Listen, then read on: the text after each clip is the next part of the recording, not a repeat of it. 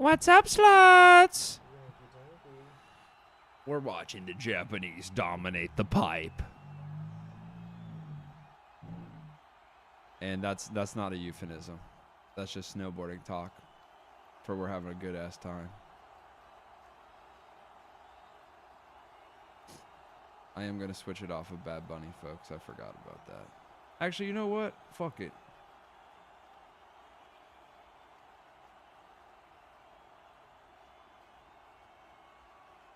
Yes. Obviously. Oh, this guy. Alessandro Barbieri. So all of the countries decided to send their most Italian snowboarder to Milan. Oh, he speaks Italian. That's pretty cool.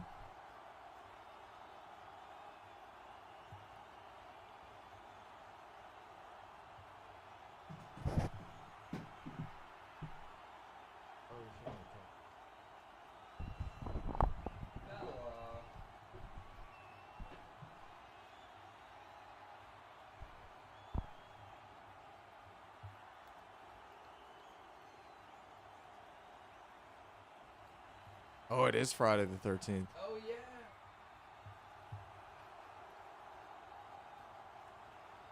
Kitty, kitty, meow, meow.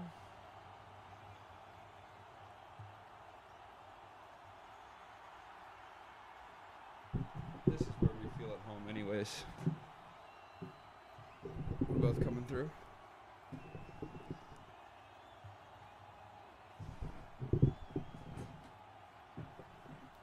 Yes.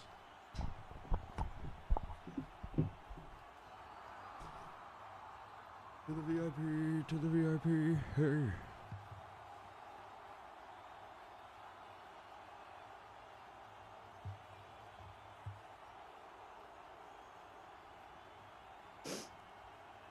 Folks, we're watching the snowboarders. We're watching the men's free skate.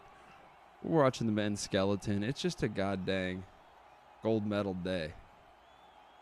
They're freaking throwing gold medals out into the crowd, basically. Oprah's there. They're doing it Oprah style. You get a medal. You get a medal. The days prior to this, they make them earn it. Today, they're just like, yeah, it's gold medal time. To the VRP. Guys, I'm just so Bad Bunny minded. I just have such Bad Bunny on the mind right now. The Benito Bowl really got me. Because, you know, I'm Benito, of course. And so it was obviously about me. And it was pretty good. I did a pretty good job. Yeah, for the whole Super Bowl, you had a real birthday bitch attitude. I did. Guys, it's kind of me. I'm Benito. In Mexico, they call me Benito Maron. In America, they call me the white Suge White. The white the white Suge White. White on white. He's crazy.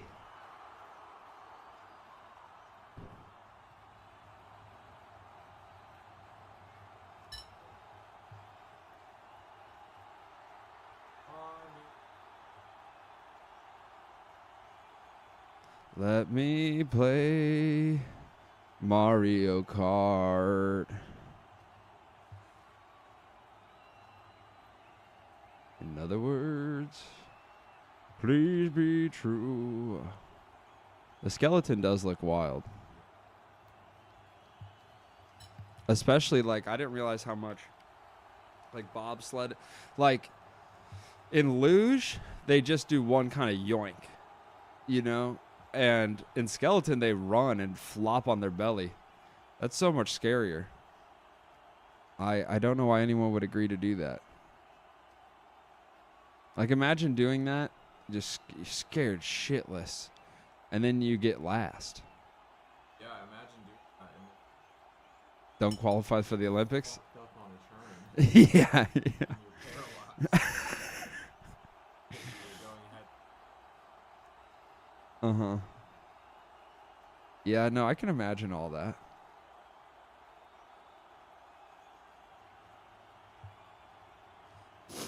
Oh man, imagine you're just a fan of skeleton and you go to watch and you get torpedoed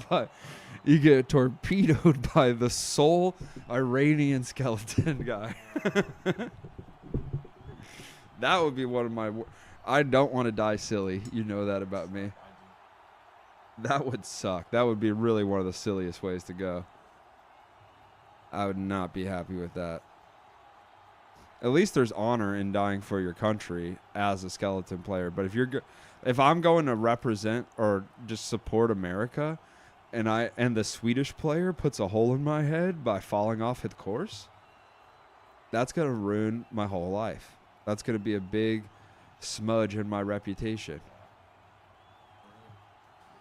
You could cure cancer, but if you get decapitated by the body of a skeleton guy, the skeleton of a skeletoner, then, that's going to be your legacy. And that's why I didn't go to the Olympics this year. Because we can't get decapitated in a silly way watching here in the lake on a boat where we're watching it. Yes. On this beautiful Italian lake. Skeleton. That's right. And this lake doesn't freeze, so they can't do winter sports on it. It's heated. It's also filled with the tears. The tears of the French. That's right. Yeah, everybody goes into Vodka Lake. Yes, I'm going to take a bath in Vodka Lake. Oh, man, the Italians. Who let them have an Olympics? That's what I'm saying. Also, we're definitely in the era of, max repedaling. Because I had multiple people. Did you see the video of the dog running down the ski track? Well, that's been circulating. And okay, there's a dog or a wolf or something running down a ski track. It's pretty funny. But it's from the Sochi Olympics, 8 years ago. And I had two people at the bowling alley, the Olympics was on. They go, "Oh my God, you see that dog got loose?" And I go, "Guys, there's Russian all over the mountain. Come on, we got to be better than this." But the recirculation, it's people. We're doomed. We're doomed. People, it is so easy. That's not AI. That's just old. That's just old. And It's just you forgot. You forgot. You didn't even look close at a real thing. So yeah, that's pretty bad. Also, I saw this comprehensive article of how much the White House has posted AI content. It's crazy. I mean, I'd seen the big ones, where I'm like, they had they made that woman cry or look like she was crying recently. And they had a real big one recently. Which one? Where Michelle and Barack Obama were monkeys. They did that? You didn't see that? No, I didn't. Bro, see where are you? Right here, baby. In the lake. I've been in Vodka Lake. I've been relapsing. I'm not relapsing. I'm going for a swim. I just sit out here. I drink Gatorade while I float on the vodka. Yeah, I've noticed your Gatorade bottle you never finish it. I take small sips. You don't need a lot. Yeah, I've been on Vodka Lake, folks. I don't know anything about politics right now. I got a swimming pool full of liquor, and I swim on top. Man, maybe I should get into snowboarding. I've never snowboarded. I've never skied. I have gone ice skating before, but most of the Winter Olympics is so foreign to me. That is a nice thing about the Winter Olympics as opposed to the Summer Olympics. Sometimes in the Summer Olympics, I'm like, I could do that. Shot put, I wouldn't, discus. No, I couldn't run really fast, but sometimes I'm like, if I never gave javelin a shot, but I get it. You know what I'm saying? I can't handle anything slippery. This is all magic to me. If you push me down a half pipe, I would not make it to the end. I would die. Even if... No, that's what I'm saying. That's how bad off I am. I don't know if I could just do that. But I hated skating. Every time I try to skate, I just end up on my ass. Although I've rollerbladed and not ended up on my ass, but every time, like the 2 times I've gone ice skating, it's just been kind of like little baby steps, which I didn't necessarily enjoy.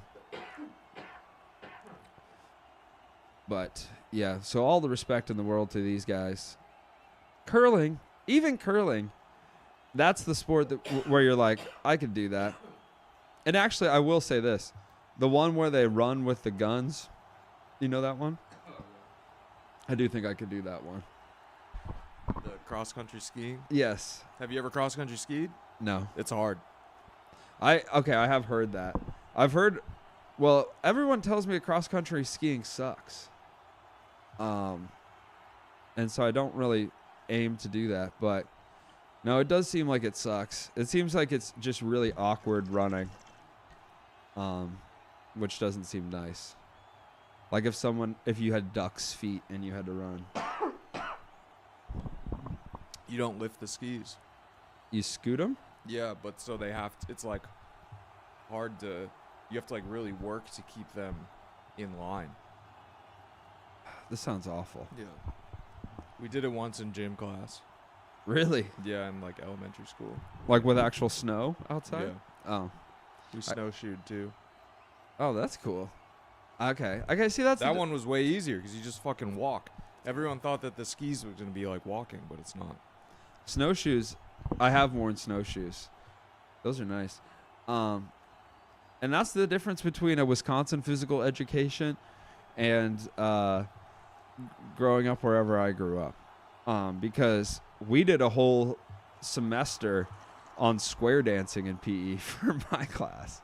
We did square dancing. I don't know if we did a semester though.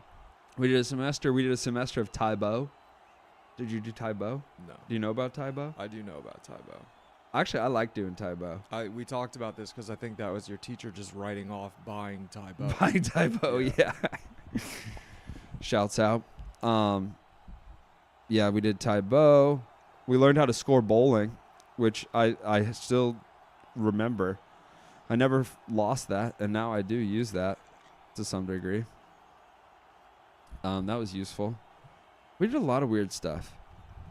They also, like, canceled our recess at one point. Did I tell you about the gambling ring that I started at my school?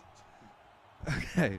So, I don't know what initiative led them to do this, but basically they canceled recess and had us play board games in the gym instead. I don't know why they would do that. I need to go back and figure out why they would do that. Why they would take away like fresh air time for kids. But yeah, for whatever reason we were denied recess. Or maybe we had recess in the gym and it got too rowdy, or like it was just too many kids doing shit at one time. I don't remember. But anyway, folks, we started playing board games. And, well, I'll wait for Elliot because he's going to want to hear this. But just a little teaser for the Olympics, folks. We got motherfucking Quad God. He's going to be showing up soon. We got the curlings.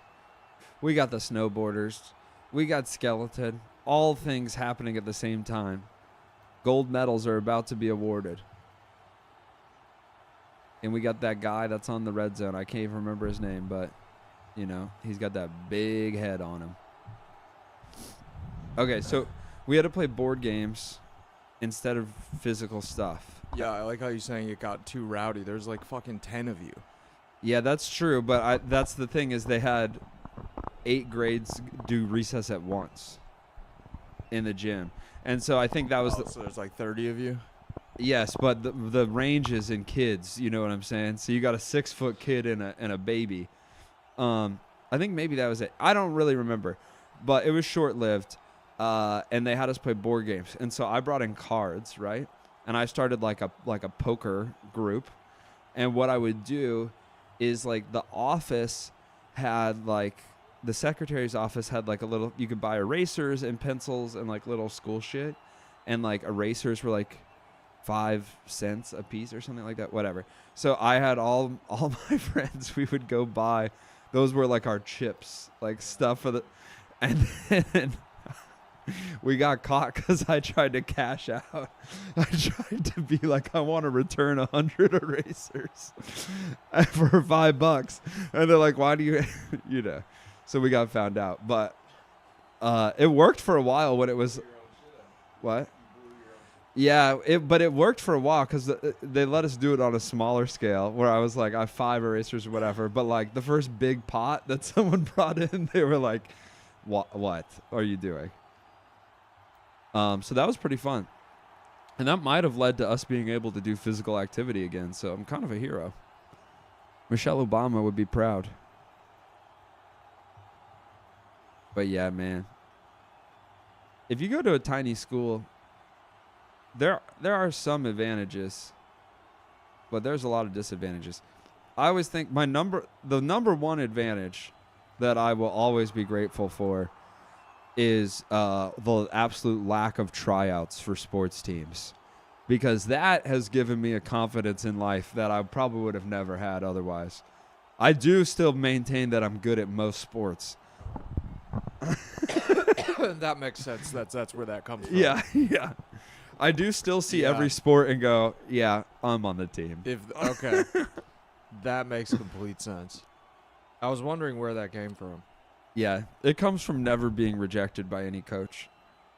Now that's not to say coaches didn't tell me I was bad. You could still make the team, and it's pretty obvious that you're bad, but you're on the team, baby, and you always have. I used to do a joke. Oh, maybe I should try that again. I used to do a joke about how in basketball I won most improved every single year, and just like how bad you have to be to leave that much room for improvement. But that's the point, folks. I'm a student. I'm a student of every game, okay? If you give me enough time in there, I'll be the best. But I just sometimes I need like a lot of time, maybe more than a life can offer, you know? But in time, I think I could dominate all sports. I just think that's true. But yeah, I think that's a nice thing.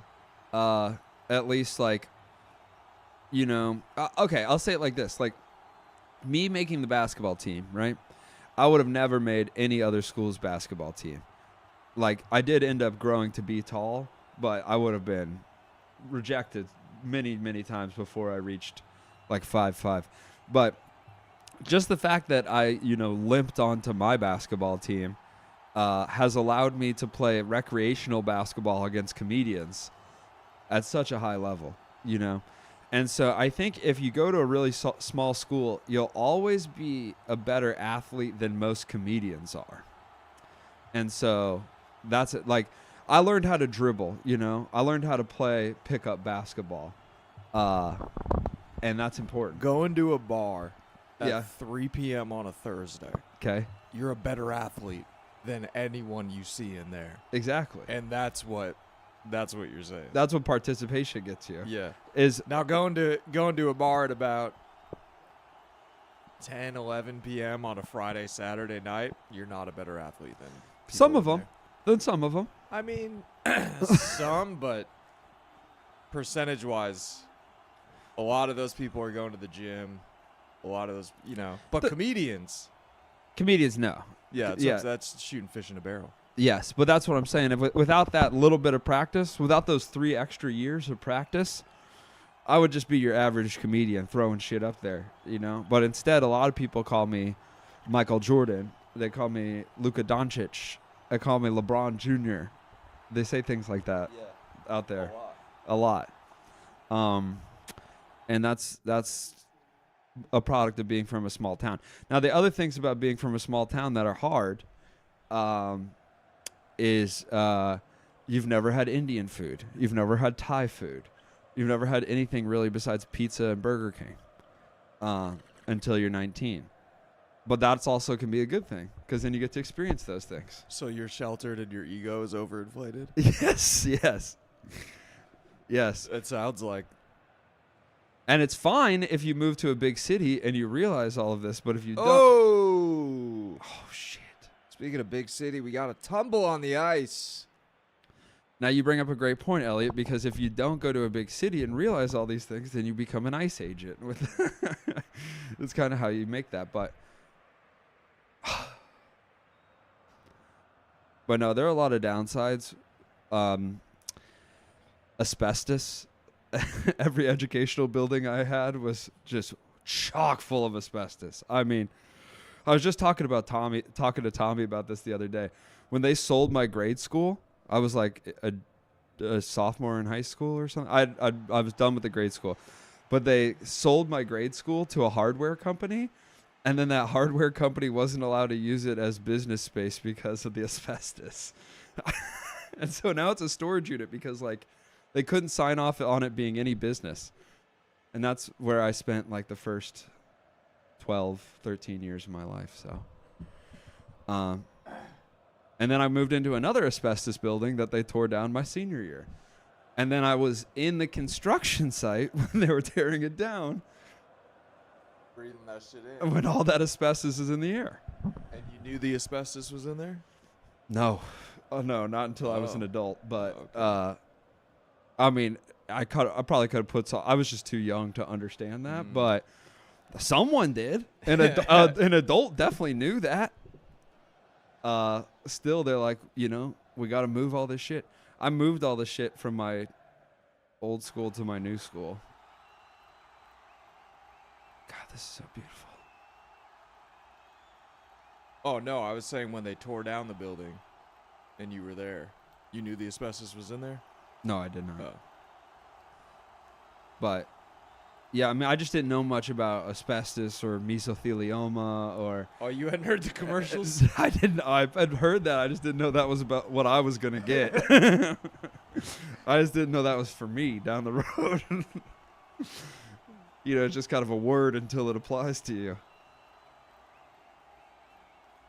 But yeah, baby, that's asbestos, baby. Oh yeah, me and Tommy were talking about that because he has asbestos tiles. And then we were also talking. Oh, I need to call my grandpa. I'm gonna call my grandpa this afternoon. My grandpa, he used to always like speak so longingly about lead paint. Like he would be like, "Man, nothing stays like lead paint. Oh, I wish they'd still let us use lead paint." And that always cracked me up. But apparently lead paint, they didn't use it for no reason, folks. It was pretty good paint. That's why that's why when I do body paint, I only use the best. Why, when I paint my teeth, That's right. that's how I keep them white. Yeah. My whitening strips. Did you ever notice that all these dentists started making a shit ton of money after they outlawed lead paint? It's because then they had to move on to these chemical laser Bleaching. teeth whitening shits. Yeah. You know? Used to just be you go down to the fucking Lowe's. Teddy, Paint me. paint me up. I got a date tonight. Give me hex code FFFF0F. Come on, make it real good. I think she's the one. Jeff Goldblum.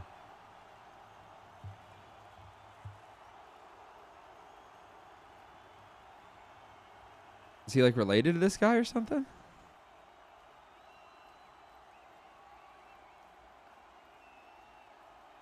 There's a dog?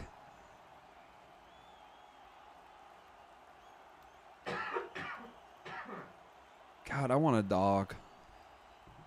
How nice are dogs?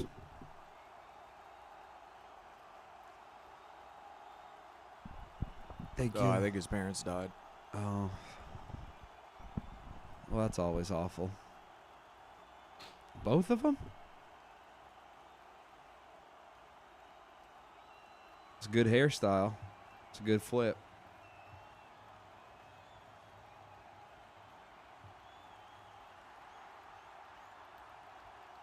Yeah, the ice tricks. How many NHL players do you think can hit a double axel? Someone should trim that string.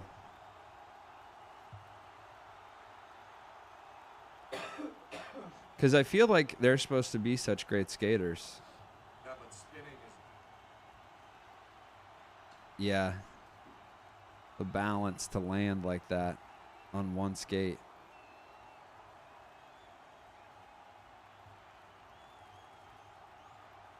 Oh no. He's such a charming and lovely person. Yes. Ilya Malanen. 2 hours till the quad god. Is that right? That'll be like fucking midnight.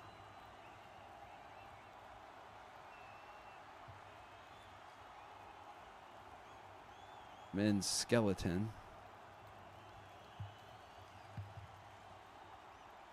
Janoya.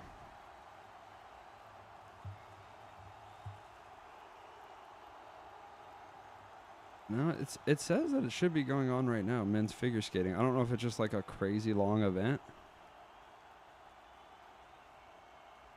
And then women's hockey plays in 20 minutes. Maybe he's playing women's hockey. He could be playing women's hockey. They could use a little quad god in there. Shouts out to the women's hockey team. We have Italy in the first round of the playoffs. Not a notoriously good hockey team, but they are the home. Boy, are they passionate. They're passionate. God, they're just really screaming out there on the ice. They're lovers.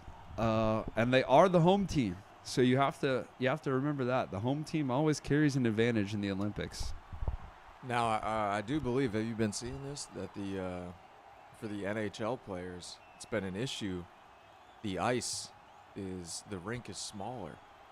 Really? I hadn't seen that. What is this, fucking foosball? Huh? What is this, bubble hockey? Give me a full ice. Jeez. I mean, jeez.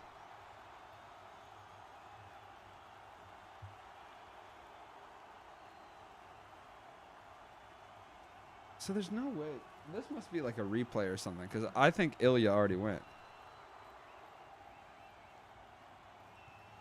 It says it's live.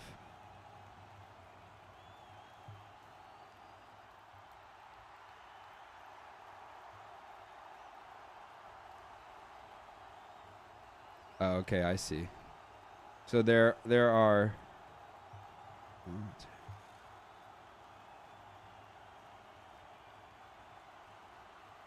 There's 13 more figure skaters, and they put Quad God last because he's a winner. But like it would be 2 hours. We're gonna switch over to that one, get some more information. I'm tired of this red zone prick. Football season's over. I don't need to listen to this bitch anymore. I don't want to listen to Chris Collinsworth's fucking son.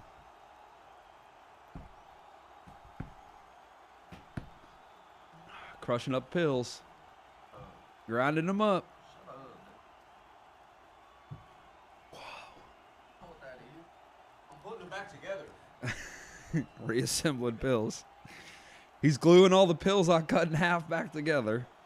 I cut the wrong ones.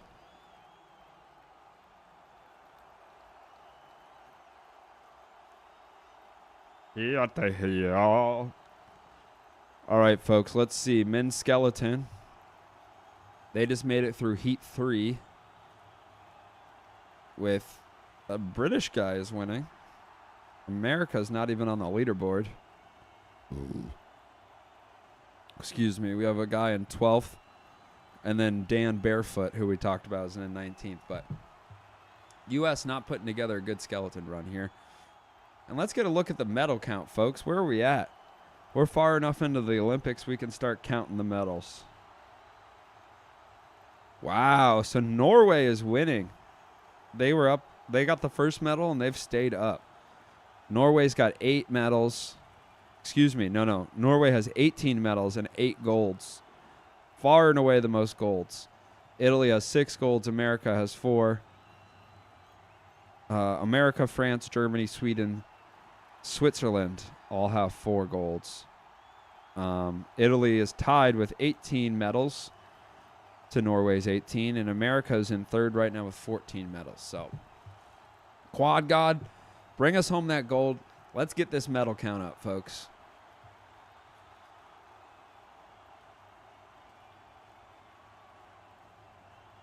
Oh, what is this song? Okay, this is some. Is this guy Welsh? What is that flag?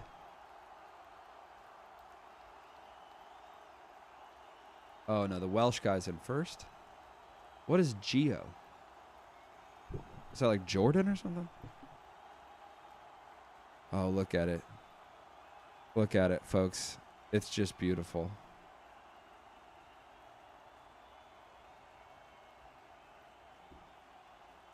I remember learning, do you know how ice skaters keep from getting dizzy? Do you know the trick there? Shut up. It's like a head trick you can do, like when you're spinning. And I used to try to always do this when I was like on, like I would wind the swing up, you know? And you ever do that? You wind the swing up and you just spin? Or like bro, I got pussy. Oh, well, I did not, brother. And I got dizzy. I got sick. I was the dizzy bitch, okay? But like as they're spinning, next time when they're in a real tight spin, pay attention. They throw their head back like this. Oh, you do know. Wait, what do they do? They just throw their head back? That's all they're doing? As they spin, they try to keep their head in the same spot. That's what they're doing? That's what they're trying to do. That's what keeps you from getting dizzy. Where'd you learn that? With my peepers, dude. Oh, okay. What are they doing? Is there a trick? No, you got it. They're They're just whipping their head around. I mean, if I was wrong, it would make sense why I was never able to really to get this down, because Yeah, I was just about to say. You pick a spot and you just try to focus on that spot. So Oh. every time you come around, you just see that spot. Oh. So you're not just your brain isn't focusing on holy shit, everything's moving all the time. I can't focus. I thought it was every time you hit the same spot, you throw it back. you try to throw it back at every turn, and then that like resets your brain by if you cock it hard once this way. Bro, you're sitting there, you're just making it worse. You're just giving yourself CTE and whiplash. Because that's what I was gonna say. Is I always would end up just being really dizzy, you know? Because You're going they must be really good at it. you're Is going what like I'm saying. half as long as the other kids because you're just doing most of it up here. I'm practicing before I'm spinning. Yeah, I'm ready. you haven't. Okay, now Stop! me. Stop! Spin They're me. like, we haven't let go yet. Spin me. Wait, let me start twitching before you spin me. Let me rev up. Okay. No, go. I literally just thought it was and you were like, I cracked the code. I literally just was like, you just got to torque your head in the opposite direction as much as your body torques in the other direction. Woo! Yes. He kind of looks like that guy that used to live above us. Yeah. Maybe they're the same. God, what a beautiful, beautiful outfit. I don't like the face. His face is like, it's too small, Mm-hmm. but it also looks, he looks like that billionaire that's obsessed with being young. Yes. Torben's father? Yeah. Torkel? Jordine? Yes, women's hockey. Hillary Knight. 5-time Olympian. Bad interview. Hillary Knight. Oh, that was her. Yeah, yeah. What rule would you change, Hillary? Yeah, shouts out Hillary. Look, you don't got to be media trained to kill it on the ice. She immediately, they did that interview. Guess what? She went out, scored 2 goals that game, okay? So she's like, shut the fuck up. I wouldn't change any rules. The rules apply to me. Yeah, I wonder if, like, Hillary Knight and the Quad God, like, if American stars become friends. Because I imagine, like Hillary Knight, Quad God. Who are some of the other standouts? Vaughn, the Lindsey Vaughn. Like, I imagine they have to take a lot of photos together because they're the stars. And so I wonder if they become close or if they're just kind of like whatever. But like Ilya's like a little boy, you know? And Lindsey Vaughn is 41. So, but they still got to hang out all the time. Anyway, if I was Ilya, I'd be making friends with all the athletes from across all the disciplines. I'd be trying to make like a Vince McMahon Team America type thing, take it private. And in the off years, you know? I can't wait every 4 years. A sex Olympics would be great. We already know about the sex FL, folks. Don't get me fucking started. Team on top, Brian on bottom. Kevin takes on the team. Those classic novels. We've all read them. It's a line of erotic fiction about an NFL league where there are specific rules where all the rules are exactly NFL rules except for at the end the winning team gets to fuck someone from the losing team. Oh, this is real. Written by Lynn West, or I can't remember exactly the author's name. It's a woman. But yeah, the whole crowd stays. They fuck them in the middle of the field in front of everybody. Except for I think in Kevin Takes on the Team, they get to choose like a couple of people. You know what I'm saying? Like they just bring Kevin out, but then they're like, we actually want these other guys too. I forget. One of them has a big chest of sex toys also. Okay. That they like unlock as like a power play. You read these? They're short. They're quick read. They're all short stories, I'd say. For research, I read these because sex toys that they unlocked as a power play. That's right. It was some sort of they unlocked it by having some sort of special play. You had a podcast about this? We had a podcast called Sex FL. Yeah. Okay. Now it's Me, Charlie Kogis, Brooke Whitehead, Henry Toops, famously started like 3 weeks before the COVID virus.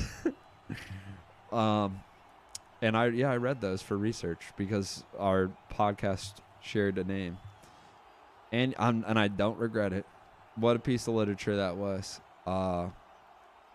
Yeah, I'll send them to you if you want. I have the e-reader versions of all of them. I'll put them in the drive. You can put them on your favorite device. Okay. It's good stuff, dude. It's a real try not to come situation. For some people, I bet it is. They're pretty. They're intense. These books. I am holding back. They are graphic. These novels. What an imagination. Let me see. I want to give credit to the author so that folks can go find. Let's see. Now, oh, that's actually nice. When you search Sex FL, our podcast comes up first. Yes. Okay. It's a trilogy by Dawn South. Dawn South. I think I said Linda North. That wasn't far off. Okay, let's get the. Here are the names of the books. Kevin Takes on the Team, Brian on the Bottom, and Mike in the Mirror. Oh, here we go. We have little synopses. Mike in the Mirror. Okay, so Kevin's a rookie in the Sex FL. When Kevin's team comes up short, he finds himself as eye candy for most of the winning team, and then singled out for special treatment by the quarterback and linebacker. Kevin gets all he can take and then some, and loves every minute of it. So that's the opener. Brian on bottom. Brian's been bored with life in the Sex FL, but everything changes when an unexpected twist lands Brian on the bottom. Getting touched and teased by his teammates with his favorite receiver calling the shots. leaves Brian feeling desire and pleasure that he never expected. So that's Brian on bottom. Now, I don't remember Mike in the mirror. Let me read this here. After losing their latest game, Mike Santini and his friend and near double Tim find themselves both chosen. Yes, okay, so this is the one where they got to pick two. And, okay, this is because it's his almost twin, you see. And so Mike's like looking in the mirror. Of course. Because there's a guy that looks like him also getting fucked by the other two. Almost twin. Both chosen by the winning team, stripped naked and facing each other on the field. They're ready to please the victors and each other. 3 stories, over 14,000 words, a 30% savings over buying each story alone. So buy the trilogy, folks. 30% savings if you get all 3. 14,000 words, folks. Fit 'em in there. That's 1.4 pictures. Or 14 pictures. That's 14 pictures. Imagine how much you'd pay for 14 pictures, guys. Come on, stop. Just buy the books. And then we can talk about them. And then get on the Discord page that we have specifically for SexFL. Do it.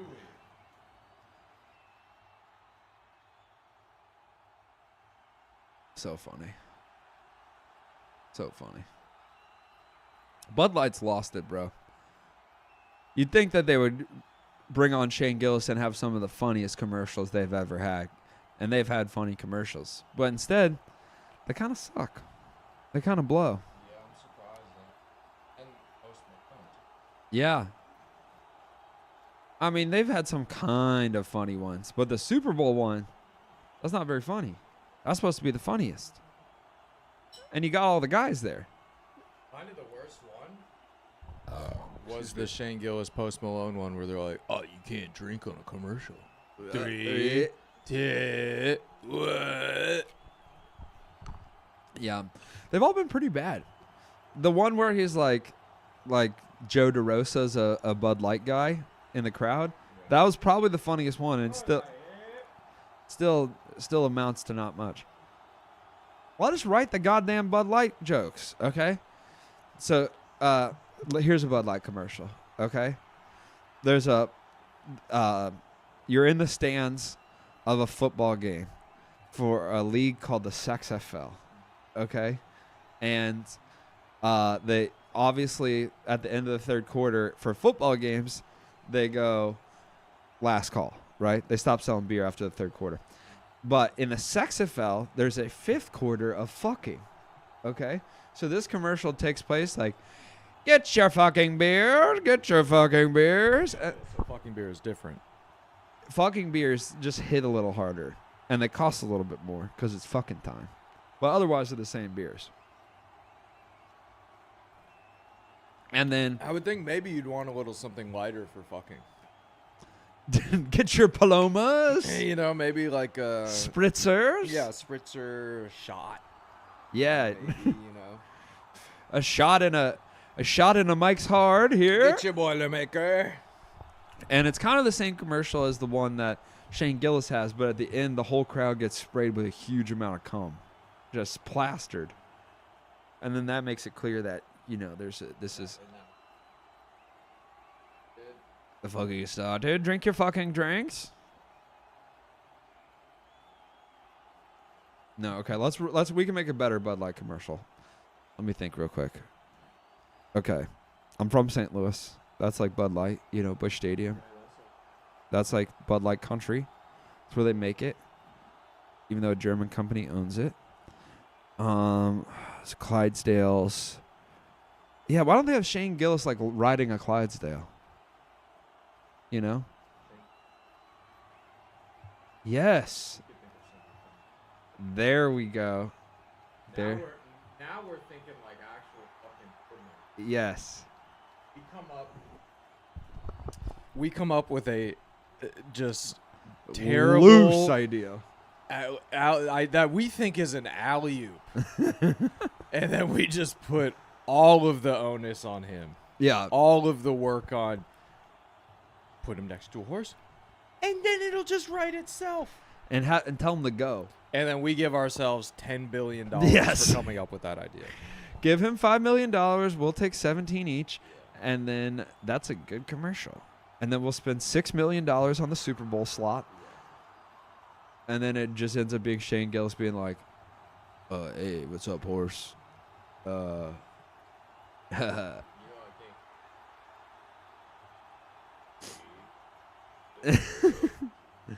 Okay, Shane Gillis sitting next to Clydesdale, and he goes, I'm here with my good friend Joe Rogan. Got his ass, dude. Do you think Shane Gillis would sell out Joe Rogan for Bud Light? Interesting. Interesting. He's kind of turning on the Austin comedy scene, or so says all of these YouTube pages. So tells me all of these YouTube pages. Elephant Graveyard, American Redact. I started watching that one. I really like Patrick CC. Shout out to him. He makes a couple of comedy videos, but he's doing that for like pop culture at large. And he just did one on Antonio Brown that was really good. And I was aware of Antonio Brown's situation, but he did a deeper dive, and I was like, oh God. And also how like I had forgotten when he came to the Buccaneers, I think Tom Brady let him live in his house. And I was like, and I when they said that, I remembered that, but I was like, that's even, now that I'm thinking back on it, it's like, that's fucking crazy. Yeah, he did. Apparently twice. So like, I think they were on together on the Patriots and the Buccaneers, maybe. He did it at least once. And then like yeah, there was a lot of interviews of people talking about that, being like, yeah, man, I couldn't believe Tom did that. Like they're like, he's got a family, man. Like, don't, whatever. And then also Antonio Brown went on to like just absolutely trash Tom Brady for that. Like zero gratitude, which obviously he should have seen coming. But in hindsight, I was like, that was crazy, dude. I wonder if that factored into his divorce. His wife just being like, is there not anything that's more important than football? You're going to let fucking Antonio Brown sleep in our kids' room? This is crazy. God. Yeah, I don't even know if I'd let Antonio Brown know where I live. Definitely not. No, I don't want him to know about me. I don't want my face to ever register in his eyes. Brian Boitano. That's what Brian Boitano do. Is that the Brian Boitano they're talking about? I never knew that. What would Brian Boitano do if he was here today? He'd save a couple of lives or two. That's what Brian Boitano do. It's just... Let's see the women start to hockey. Come on, ladies, give me the hockey. Give me the loot.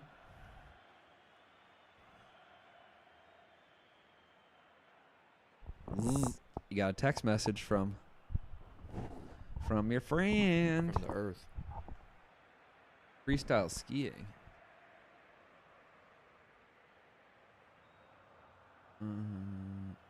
Speed skating's tomorrow. Why would they tell me I would like these other things that aren't happening? You know what I'd like? To watch what's on right now, okay? Nice, man. Peacock. Yeah, they really put the cock in this. They really put the P and the cock in Peacock. Because this is a bunch of cock pee that I'm feeling right now. Goddamn urine bowl. That's what Brian Boitano do. But guys, if America wants to bring home the gold medal, if we want to win the medal count, it's going to take some hockey golds. It's going to take some figure skating golds. Because we sure as hell ain't going to win fucking skeleton or any of these other, ice slide games. We seem pretty awful at luge and skeleton and bobsled. You'd think we could put together some good runs there. We got a huge fucking nation with so many people. Lots of places got big ice slides. Just get better, America. For the people ice sliding for Team America, get better. Okay? or pass the torch to a better person inside the glass. Guys, I'm really excited. I'm really excited for the women's hockey team. They pulverized Team Canada, and unless that was a real fluke, we could be on our way to a gold. That would be sick. But we got to beat the home team, baby. This is the playoffs. Gotta win. Harvey. Caroline Harvey. My wife.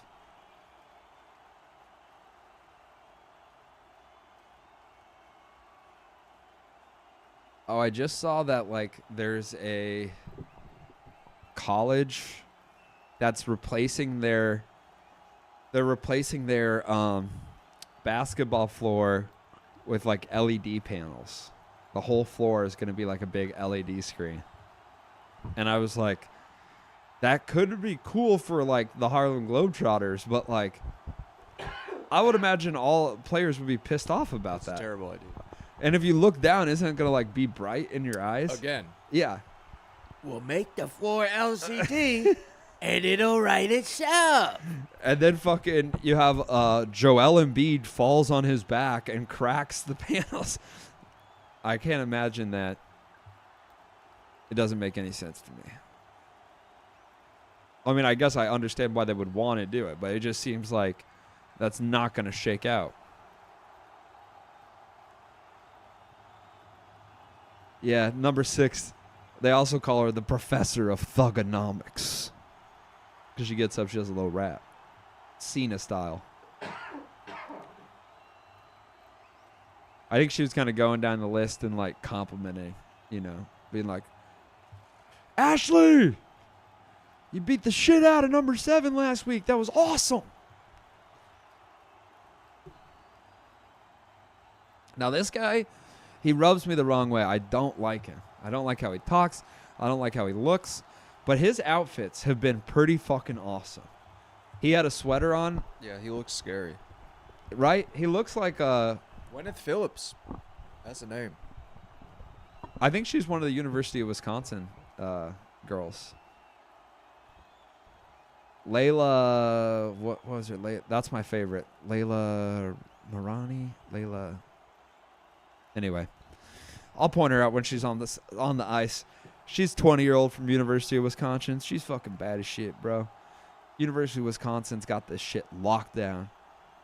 Gabriella Durante. Bad day to be Gabriella Durante. I'll say that, brother.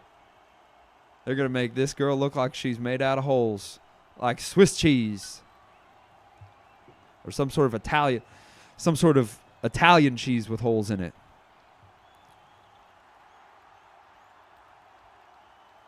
All right, folks. Let's kick the home team's ass. No mercy. No mercy. No purse strings. No earthlings. And I don't know why that popped into my head, but read the book Earthlings, guys. That's one of my favorite books. By Muramata. I can't quite remember her name. Same woman that wrote Convenience Store Woman. It's a good book. It's a weird, weird book that it's a quick read too. And it's not, and this isn't a Sex FL thing, guys. This is a book that I actually enjoyed in earnest. Uh-huh. It is weird. It does slightly contain like a sort of an incest storyline to it, but not too intense, you know. Read Convenience Store Woman first, also a pretty quick read. And then Earthlings will make a lot more sense tonally to you. It's by an autistic Japanese woman who has a real way with language. And I'm diagnosing her there. There's nothing on the books that says she's autistic, but if you read Convenience Store Woman, it is literally like the inner monologue of an autistic person. And again, in a totally praise way. I think it's great. Yeah, Layla Edwards.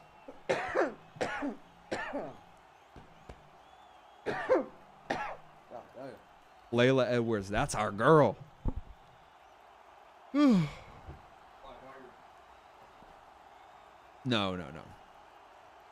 Layla Edwards is Team America, one of Team America's standout young players from University of Wisconsin.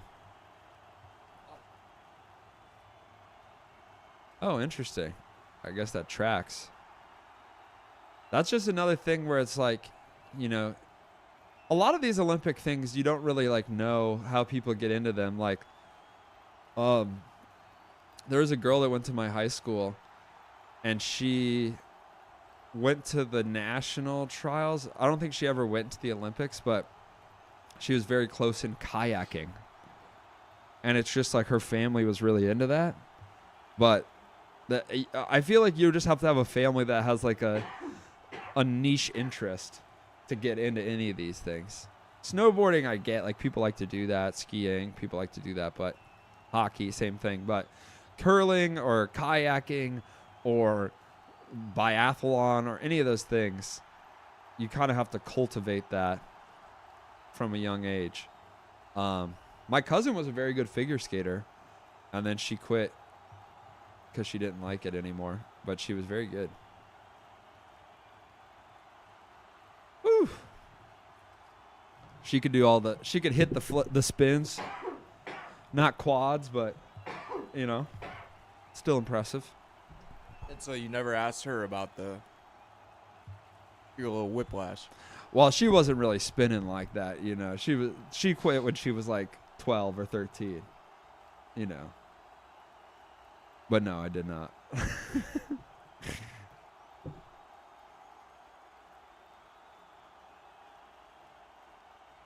But she is the godmother to my niece, who I am godfather to. So we could raise an Olympian. I've been trying to. Well, if they ever put darts in the fucking Olympics. So that means you guys would have to get married? No, we're godparents. Yeah. Godmother, godfather. If they're not together, that's a god bastard. No.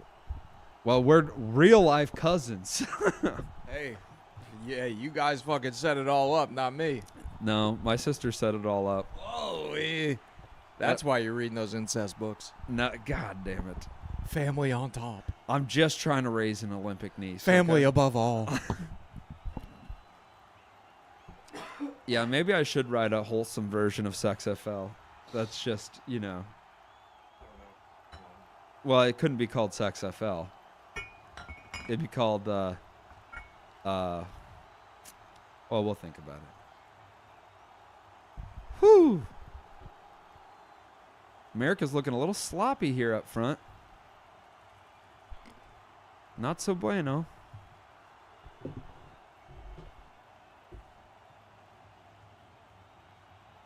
Chippy. And I gotta say, Italy's jerseys look dumb. Just bad. Whoa. Just bad. I mean that. North American connections. You are fired up today. I'm gonna say it. Talking about the Sex FL gets you fired up.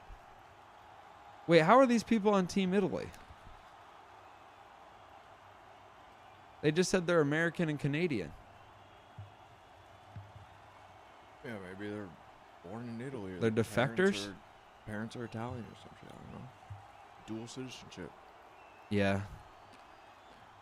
Yeah, Yeah, they're defectors. there's always weird stuff like that. They're defecators. Like Lars Nootbaar playing for the Japanese team. I don't even want to talk about it. Lars! Uh-oh.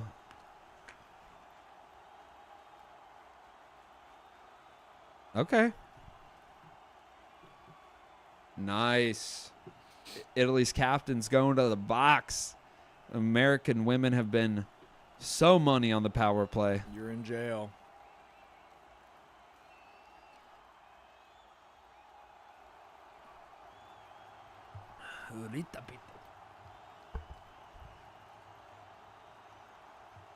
Oh, that's bullshit.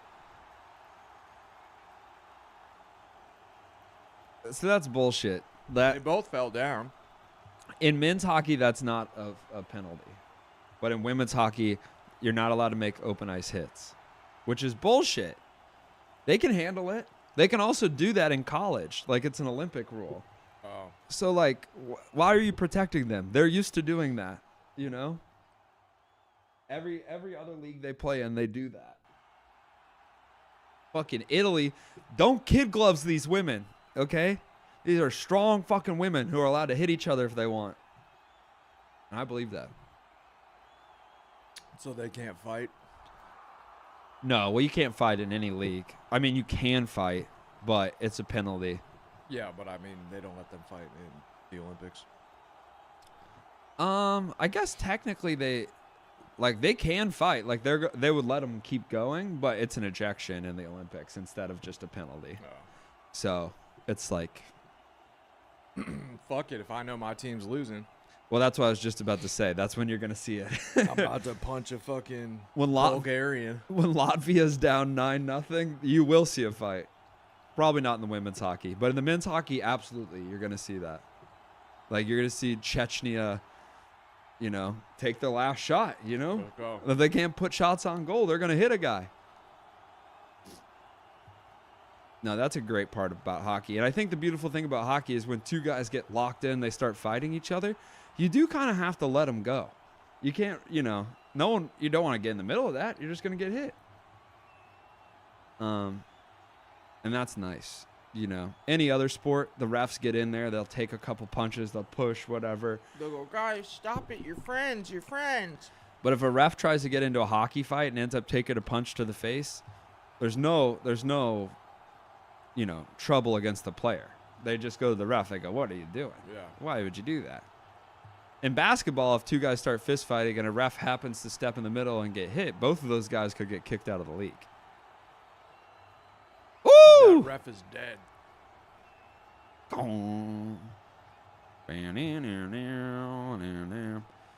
Now, watching compilations of hockey fights is pretty awesome. But yeah, in the Olympics, I think it's the same rules as college, where college is an ejection. But even still, guys do fight, and then the fights are better because they get their money's worth. You know, so I kind of enjoy that. A college hockey fight is awesome, guys. That is two guys that are really pissed off at each other, and like they've pulled the fuck it button. It's awesome. There's so much passion there. An NHL hockey fight is a lot closer to a boxing match. A lot of guys shake hands at the end of it. Not the case in college. Now, it's early in the game, but I would have expected America to have gotten a goal here, or at least looked a little more dominant. We're up 7-1 on shots, but they just killed the whole power play. Where's Hillary Knight at?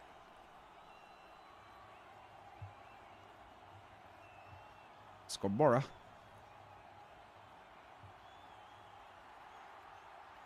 Dump off. Now, how long are the games? 3 20-minute periods.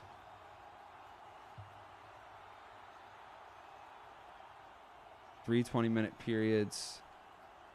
And they only stop the clock on penalties and face-offs and goals. I don't know how. I think that's. I actually don't know what an NHL period typically is. I want to say 20, but I don't know. Hockey is very perplexing to me. Like, I never played football, but I feel like I've gotten to understand football. I've never played hockey, and I still don't understand quite a bit of it. Ooh! Good wraparound attempt by Schofield doesn't go. Italia nearly ices the puck. Yeah, I wanted to learn. That's probably like 10 years ago now. And I got one of the NHL games. Mm-hmm. There was a feature where you could bench yourself, Okay. essentially. Yeah. I mean, you could substitute, but then you can choose to play as a substitute, Yeah. you know, or you can choose to just be your Sit on the character bench? and sit on the bench and watch the game. And I just found out I'd just sit there and I'd watch the game. That's awesome. Because I have no idea what's going. You know, I Yeah. get off and I'd just be like, please don't put me back in. You know? And Yeah. that's where I was like, okay, this is interesting. It is, yeah. Hockey's like really fascinating to me because it's like there's a lot of coaching strategy involved in like the line changes and the shifts and stuff, and like putting lines together and stuff. But all of that is completely lost on me. I don't know what you're trying to do. I don't know why you wouldn't just put like the guys with the. There we go. Layla Edwards, that's my girl. I don't know why you wouldn't just put the 5 best guys out there all the time, and then the next 5 best guys. But, well, I don't know, man. Wow.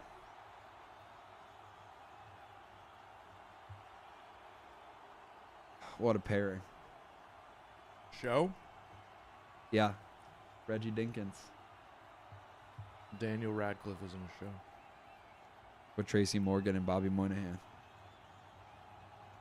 You didn't think he was made for the silver screen? Daniel Radcliffe? I mean, honestly, if you start with Harry Potter, it makes sense that that's where you end. Sure. If you start at the top. But he has had a good career since then. Oh, for sure. Yeah, it's interesting. I didn't expect him to be on something like that too. I also I want to hate him so bad, but I've seen interviews and he's so normal and charming and well-adjusted as a kid actor. Have you seen Swiss Army Man?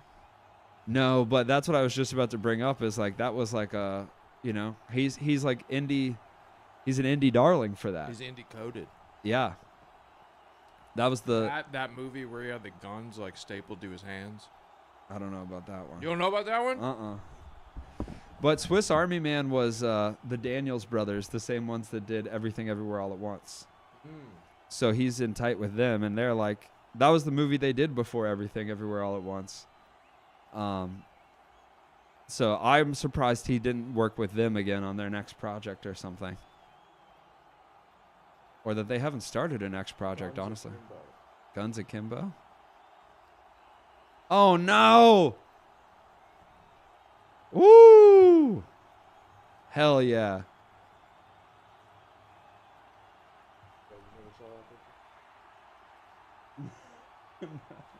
Does a staple to his hands? Yeah. That's funny. No, I don't know about that, but I would watch that. I need to watch Swiss Army Man. Wow, America nearly misses a goal opportunity there. Italy's going to ice it.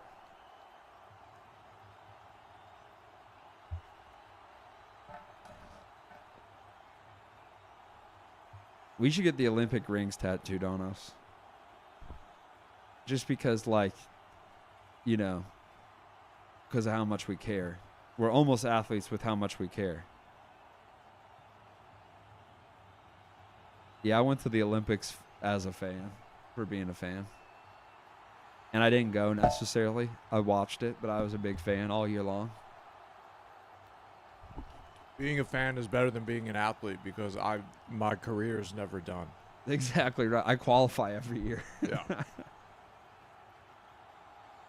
That was a really, really big save. Italy only has 2 shots on goal, but that other one was basically a penalty shot, the second shot. Great job. And America has dominated zone time, possession. Italy hasn't even been able to really take the puck to our end, but still no goals to show for it. Tie ball game. Plus Hillary Clinton's mom. That's right. And that's her dad. Jim Knight.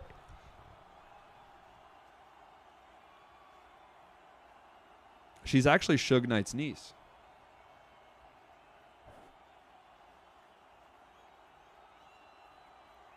Their grandpas are brothers.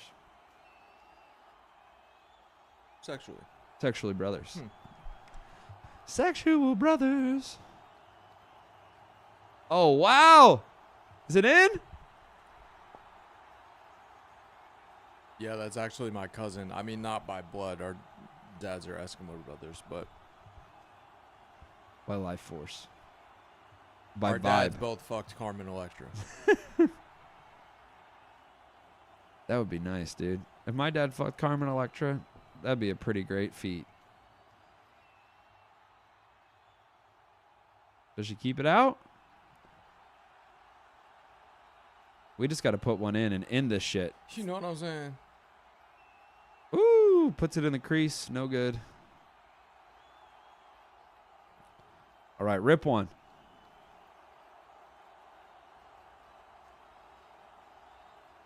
Ooh, tries for the deflection, takes it off the chest, and the zone is cleared.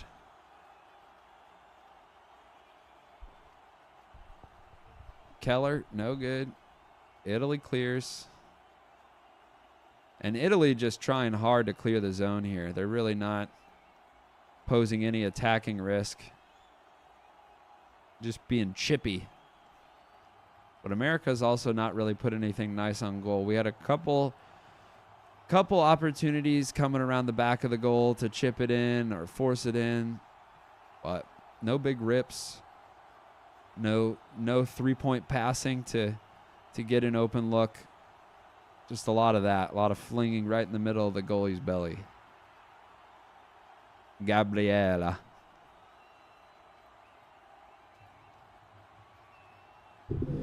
Fucking Italy. Who's ever heard of it? Actually, Mario Lemieux. He's American, but obviously You go ahead, get yourself. Mario Lemieux obviously is Italian in nature, but I mean he grew up in like Pennsylvania or something. But a lot of people would say he's the greatest hockey player of all time. So maybe there's something to that. Italian by nature, Pittsburgh by nurture. That's right. He was raised Pittsburgh style, chili on the pasta. Or no, that's Cincy. He's raised. Come on. You got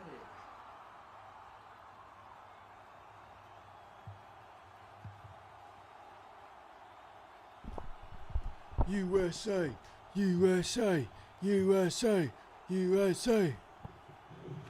Yeah. ASU. Oh wow, that one, she's sitting backwards. Is that Yeah. a sort of protest, do you think, or? I don't know. I've never, Now, do you think she could be saying "fuck ice"? I also try to read that charm bracelet. It says Slay. Hockey mom. You see that? No. Right past her Oh, face. that's there. okay. That's funny. There was one that said Slay and the other one said Hockey mom. Nice. Slay. You don't want to see what the third one said. I was trying to read the third one. I did want to. Italy looks like shit. We should be up a lot by now. God damn, but then we still give them opportunities like this. What are you doing? What are you doing? Come on. You're making me honking angry. I mean it. It's like someone's throwing the cat amongst the pigeons out there. All right, back behind the net. I do like just hockey being able to go behind the net. Yeah. It does. It's you know. Oh, trip them up. Tripping them up. It is nice. And I like when they do a little keep away game. They're Yep, like, ooh. yep, when they stand back there. It reminds me of like, you know, like siblings like chasing each other around a couch or something. Yeah, exactly.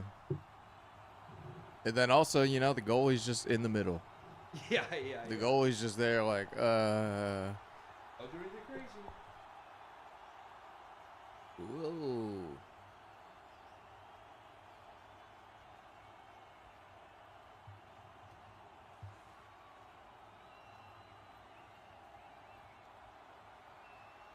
Yeah, I do love how fast hockey is. And it's not just... That's part of my issue with basketball.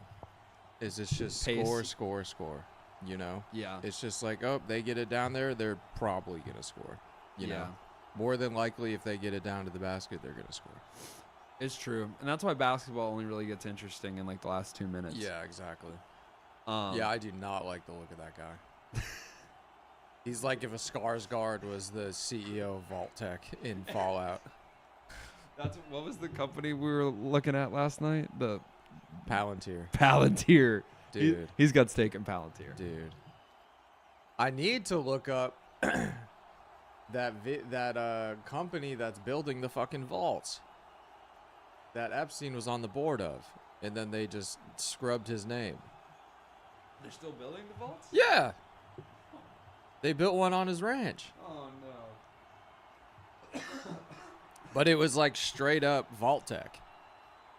Like they were like, we will build bunkers, but it's like just giant underground structures that just go, you know, floor and floor and floor and floor underneath. And That's bad news, yeah, folks. but it's like for, you know, Stories of it's underground civilization. It's just for the betterment of the human race, or like, you know, that type of bullshit where it's like, oh, okay, so for nothing good, yeah. you know? For option D. Yeah, exactly. But yeah, Palantir, man, they're doing the damn thing. That seems almost like fucking, was it Halliburton 2.0? It seems like the company for Mr. Robot, like Yeah. Terrell Willick. Yeah. Creepy. Yeah. Anywho, folks, that's what we've been looking up over here. When that's why we need Friday fun time. Even on Friday the 13th, we still gotta have fun. We keep it spooky. Because outside is nothing but nightmares.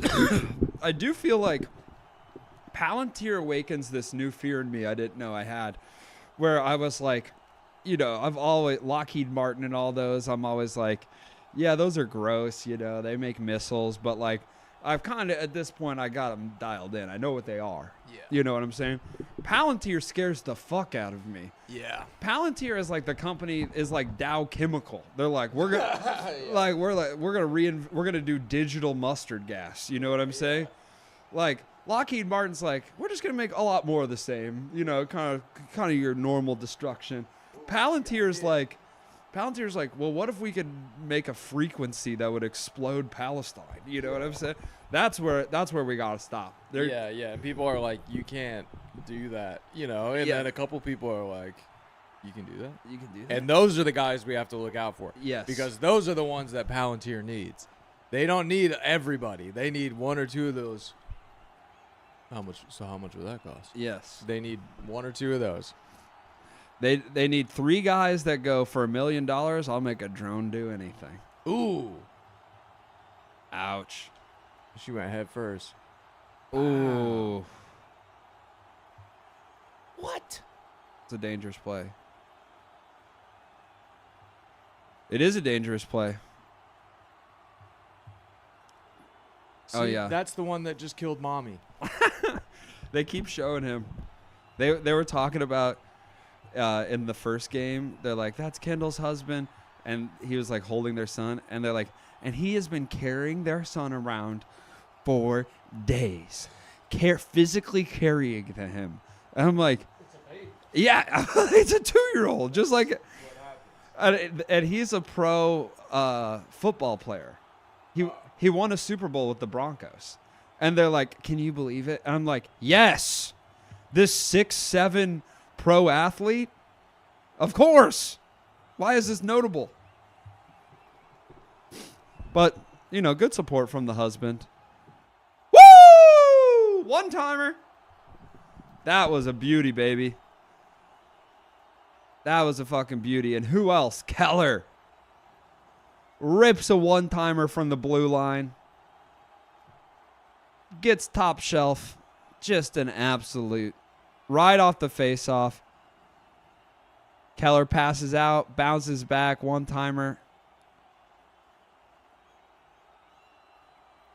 That's amazing. So Layla Edwards gets the assist there after the pass and pass back. But Megan Keller, what a shot. What a fucking shot.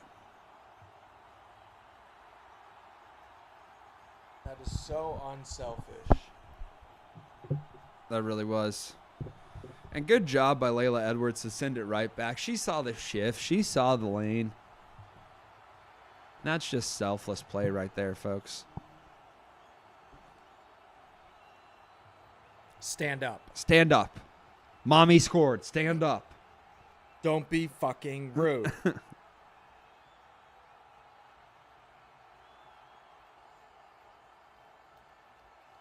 I do love a power sports couple though, because, you know, like, well, okay, I'll say this: there are some athletes that go for the model, right? Yeah.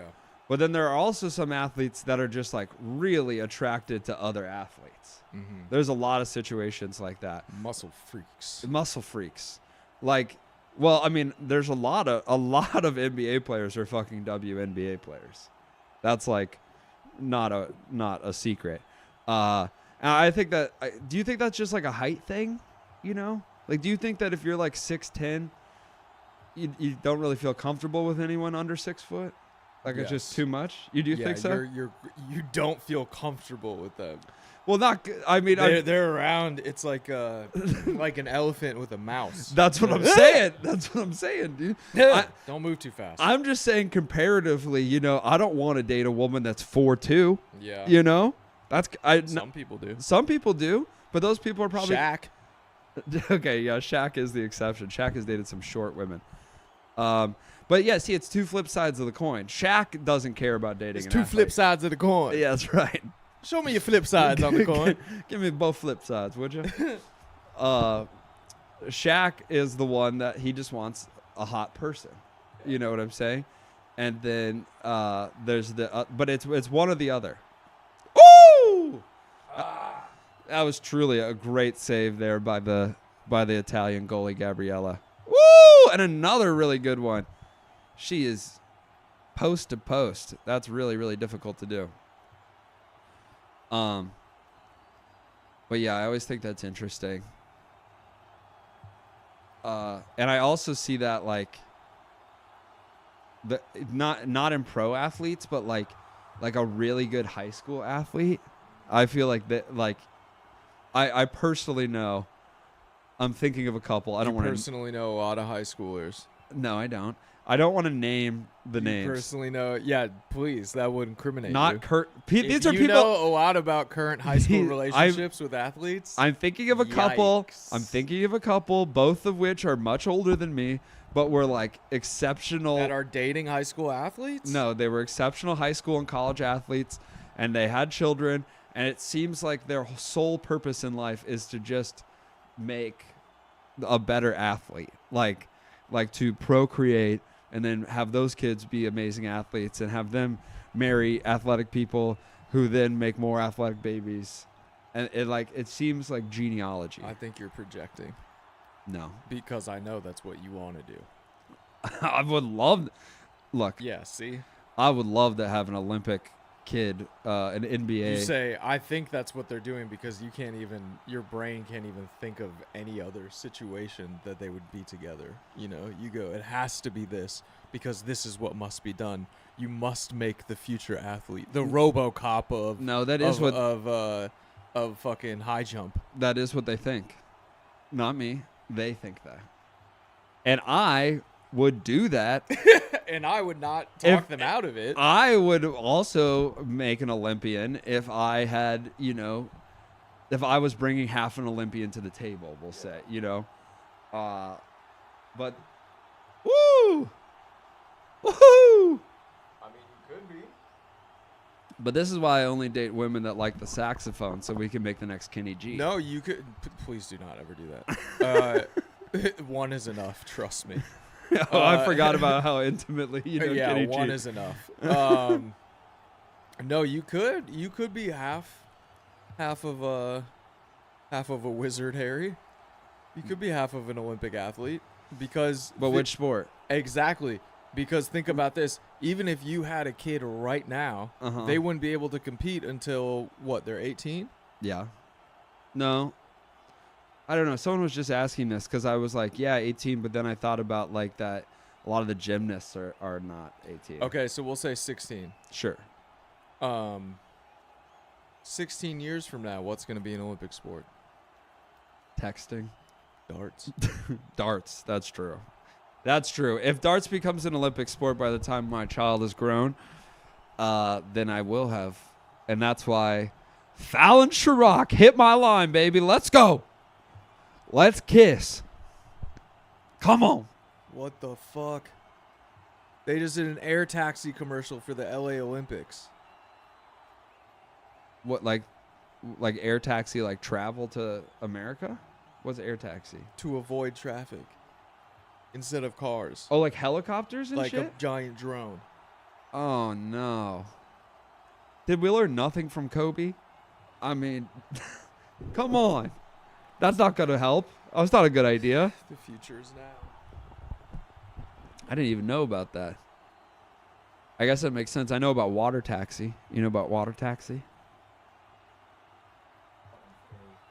No, it's a taxi that you can pee in, where you can do piss play. Oh! What's that? That better not fly off and hit me. This guy plays around too much, folks. What, he thinks he's quad god or something? Ooh. In this Olympics it is. My dream in life is to get an ice agent with this. Or Yeah. circle. They'd shoot me in the face. Yeah, I was going to say, they would not take that well. It would be very funny until it was really awful, but...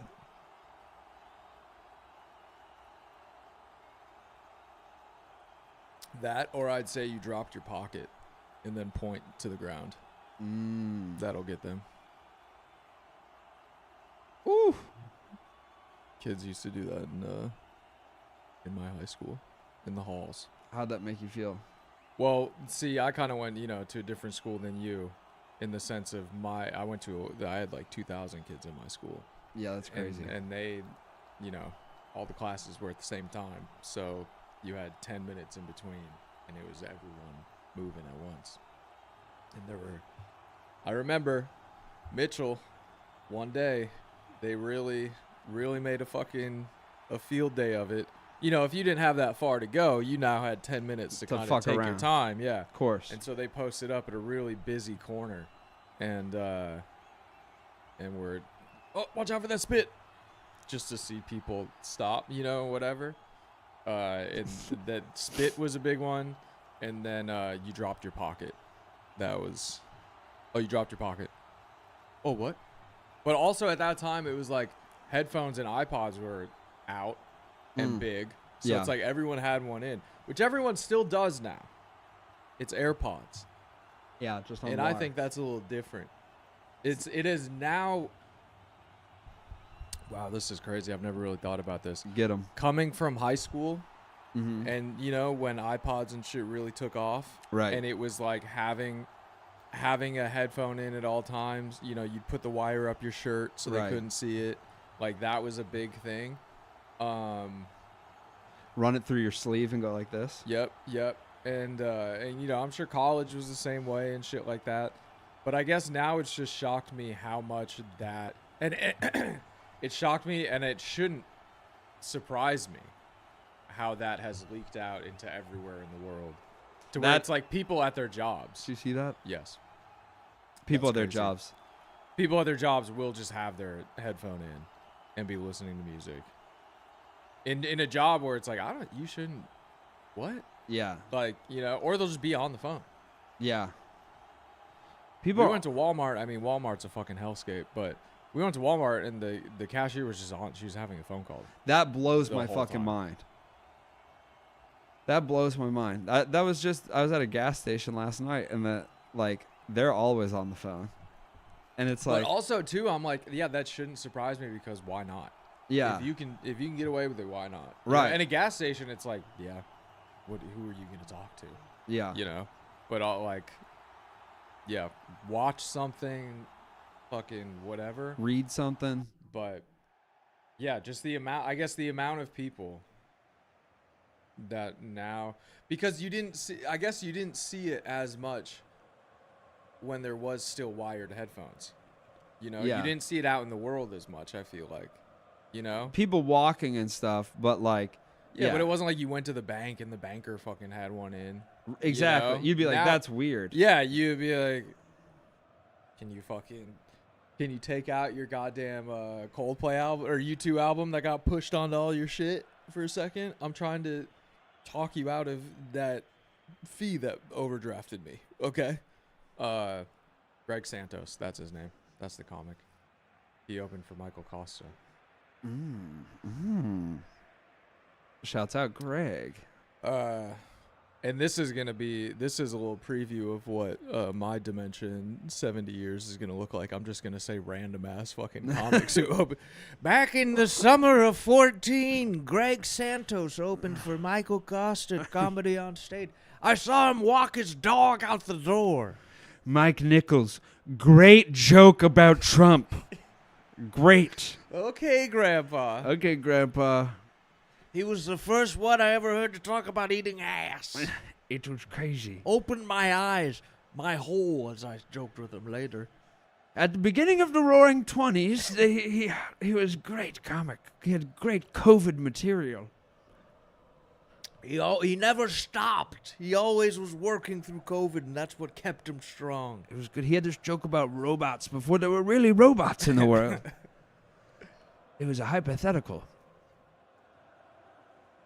Yeah. That's a good way to go into old age, though. You know, just be like, Oh yeah, just fucking living life.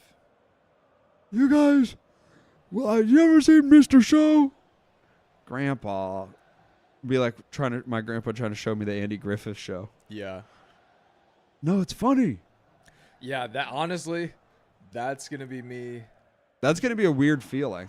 That's gonna be me showing people the Upright Citizens Brigade show, but the ass pennies sketch, Yeah. where he talks about shoving pennies in his ass and then spending them or giving them out to people as a way to get To own them. a mental one up on them. I do love that. But yeah. And that is gonna be. Oh, it's funny. It's funny, and they're like, This fucking... That's going to be, hello, my baby. yeah. That's crazy That's to a think black about. and white horse that they fucking put whatever on his teeth and make Wilbur. That's fucking... How'd they think of that? That is crazy to think about. Yeah, That's going to be tame. that's gonna be Rick and Morty Yeah. at a Yeah. certain point. Whoa. That's weird, man. I don't like that. But I think the argument with Rick and Morty that the fans would give is, no, Rick and Morty will always be seen as ahead of its time. Yeah. Maybe like The Simpsons, in the sense that things will keep coming true. Yeah, that could There be... was just another one with The Simpsons. Really? Yes. There was another one. It was like QAnon, Epstein Island shit, where Homer made a post. There was a post named Mr. X. Okay. And it was like. Let me fucking pull it up. Here we go, folks. Before we get the quad god, we get the facts straight on Epstein. Well, we're one period down in the women's first playoff game, and America leads 1-0, 20-2 in shots on goal. Okay. Fucking wild. It's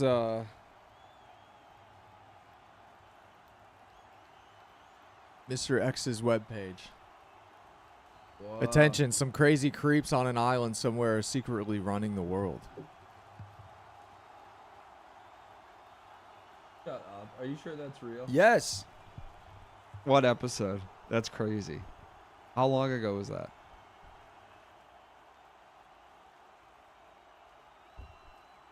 God damn it, just show me Here we go. Oh, that's annoying as hell. Look at this, bro. I finally figured it out. Triple box. Oh, shit. Johnny cracked the code. All right, folks. So now we got men's figure skating going. Well, we also have women's ice hockey, USA versus Italy. Obviously, we were watching that. But then also we snuck in a little bit Canada versus Switzerland for men's hockey. Season 12, episode 6. God damn, folks. Here, I'll put it on screen. I'll find it online real quick. Woo! Season 12, episode 6. That was...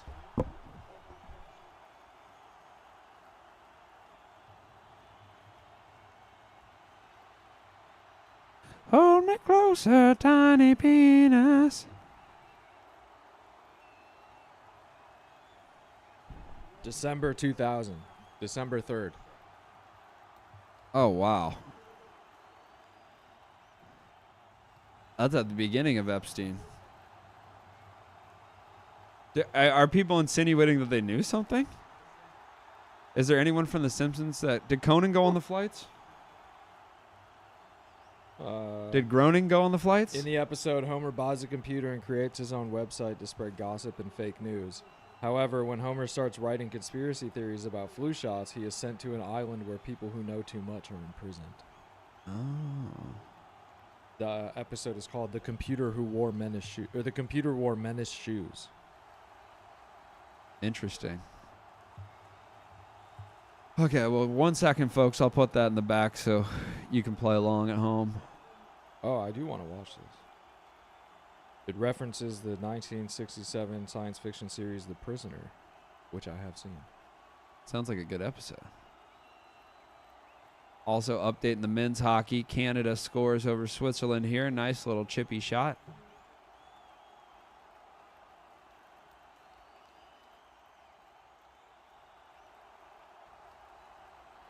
An icon.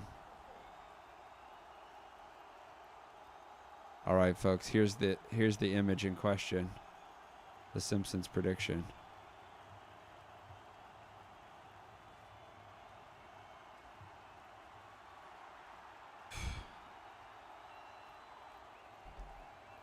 So there we go. That's the message Homer reads. And just think that over while some ice dancing happens. Oh my God. So beautiful. Look at that cleavage. Yeah, that's a penalty in women's ice dancing. Yeah, how much chest can you show? Because this seems egregious if I mean, just go shirtless at that point, you know? Shirtless with a scarf.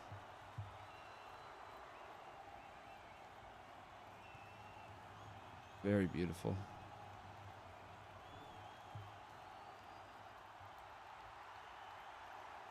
Ooh.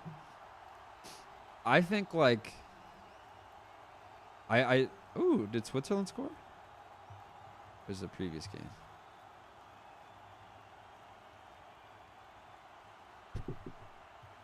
Okay. Oh, I like that.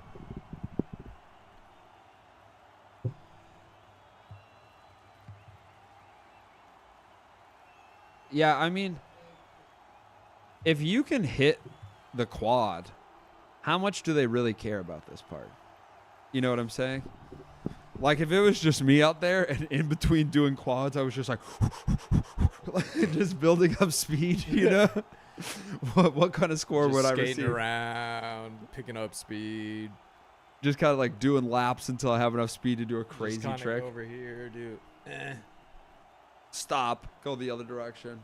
Like, no flavor, but Yeah, just... stop really fast. You're like a little kid. Yeah. You're just trying to show off all your skills. Yes. You're basically out there just doing the combine. Yeah. And a quad. It's kind of like a little parkour thing going Yeah. on. Like, I just would be interested to see, because in these sports where it's totally based on, like, judges' scores, I think that's fascinating because, like, they have to do all this pageantry. They have to, like, Yeah. I think that's so funny that it's worked in. And obviously, there's not really any other way to do it besides having a score, but, like, I don't know. There's something about, like, long jump that's satisfying where it's like, he definitely won. Like, Yeah. we can all see that. Like, these sports, it feels like somebody gets robbed. Or, like, diving in the Summer Olympics or any of that stuff. The snowboarding, half pipe thing. Like, there's got to be some kind of metric. But I don't know. I don't have the answer to that, so. Olympic board. Wow. Gorgeous. Gorgeous. Yes. What if he just went down, he gurned after one of those? Oh. They don't do much with their face. They really could. Yeah, that's true. I guess they're supposed to just, like, look composed or whatever. But... I want to see a you're- full drama. Yeah, you're missing out on the story. I want to see, like, a big clownish smile. You go up, you do 4 spins, you land, you're sad as fuck.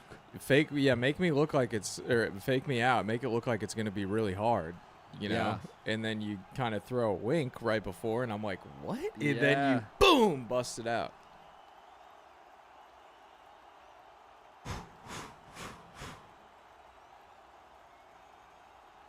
Oh, I like that. See, again, I don't know how to count that. That's counted as whimsy. Oh, here we go. Yes. Yeah, that goes under the whimsy category. I like it.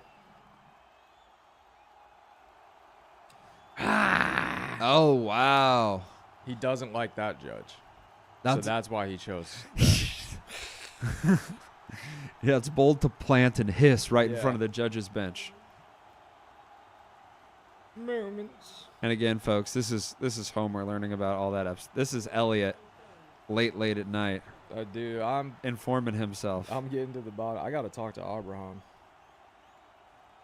Is he bigger on this? No, but now I'm like, okay, I need to learn civics and, you know, the history of the I should say the recent history of the government. You know, Yes. I don't know shit about dick as far as what's happened the Do you- last 50 years and who's really done what policy wise and shifted. You know, I know the buzzwords and all of that and the trickle down economics and shit like that, but. Oh, so you're talking about actual government players? Oh yeah, I want to know. Well, that's like watching the shit about H.W. Bush and just like all of the shit at play for him to even get into the fucking CIA. I didn't even know he was in the CIA. I didn't know he was the director of the CIA. And he got put in there by his dad pulling strings because he used to work with some motherfucking other. And it's just like, oh yeah, it is. You know, I got to learn about that. I got to learn because it is just a big club. And they've been setting this shit up for a long time. But then also it's like, oh, okay. There's a lot of other things that work. But then I think at the core of it, Trump is really just fucking doing whatever he needs to do to stay in the position he's in to try to get as much money as possible. Oh yeah. Oh yeah. So it's like, you know, I don't know if he's necessarily like, yeah, I'm ushering in fascism because that's my fucking jam. He's just sort of like, yeah, I'm the player, you know, I'm the puppet, but I'm gaining from this as well. Yes. You know, they're telling me to do this shit, and they got some bad shit on me. So if I don't do it, it's gonna be really bad for me. But also, I get to sue the fucking IRS for $10 billion, and then essentially decide on it myself. Yeah. So it's like, okay. Yeah, I mean, well, he has a very Scrooge McDuck view of the world, so it is just like more money. I mean, all of the foreign interests in the world are just like, hey, what if you made $1 million more? And you go, what? $1 million more and you pissed off your enemies. Yes. Nice try, Frenchman. The judges put him in 5th, which is a piss medal. 4th place is you're fired.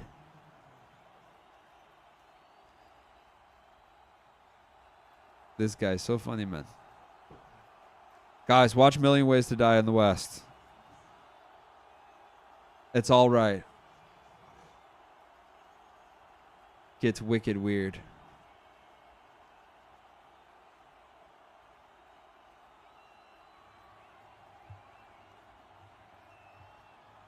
Ted is such an interesting way to just reinvent Peter Griffin.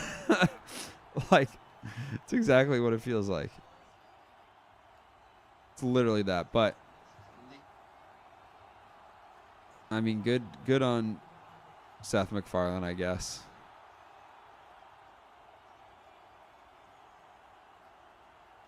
You're doing it in a hard mode, bro.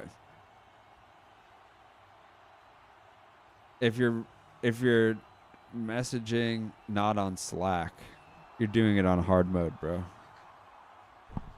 Some CEO, some fucking 60-year-old CEO. Oh, my kid loves Mr. Beast. Fuck, we need Slack. God damn it. We're doing it on hard mode.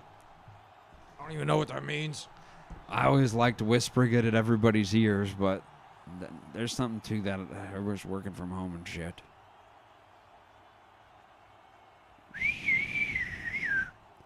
Who's going to win Mr. Beast's big amount of money? Oh, I thought about talking to Brooke because, Mr. Beast did that commercial. It's like a treasure hunt, essentially. And I wanted to talk to Brooke and be like, this would be a gred time to make a video. It'd be like, I understand your code, Mr. Beast. Your message is clear to me. Yeah. You wanted me to wait until now, and it's $1 million. Yeah. I was like, that's perfect, dude. That would fit. Yeah, that would. People would like that would fit in the zeitgeist. That would really reignite it. Yeah. That would work right now. Yeah. I am gonna. Okay, I'll text him that. Because when I saw that commercial, that's the first thing I thought. Just Brooke being like, understood. Yeah. Mission We could even, accepted. Like, film something. Just he shits his pants. You needed me to take it up a notch. Not one, but two. Of course, he didn't give me the $100,000 for pissing myself. He wanted to give me $1 million for shitting my pants. It's obvious to me now. Yeah. He only had to pay $6 million for a commercial to tell me. Honestly, though, that's like kind of that type of delusion. You do see a lot in the Epstein files. Not to bring it on back to what's going on. Bring it on back to Epstein now. But, they had to log every tip and complaint that they would get. And so a lot of them, and this is part of them just putting everything out in an attempt to discredit shit that comes out, is they could say, well, that's just an unfounded, they had to write that down. Yes. If you called in with the FBI and you said Mr. Beast is subliminally telling me to shit my pants for $1 million through this commercial, and I understand, I have cracked the code, but he has to make it look like it's a big nationwide thing, and he's actually harassing me because of it, they'd be like, okay, and they'd write it down and they'd file it away, and then they never look at it again. So there's a lot of those in there. So you do see a lot of that, where it's like, oh, okay, you got something going on. Bigfoot performed oral sex on my wife. Exactly. But then, which did happen. But and I'm glad that the CIA didn't just throw that away. But then, what we're finding out now is, okay, a lot of those are what we thought they were, but then also some of them it's like, well, hold on now. That was actually Roger Stone in a Bigfoot costume, and he did do that to your wife at a big party. Oh. And you're not crazy now. It's now more credible. Now it's been made credible.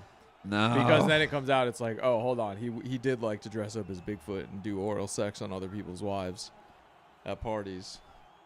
And then all the code language, too, is what gets tricky as well. Yeah, teach me all the code words. I know pizza. I know, okay.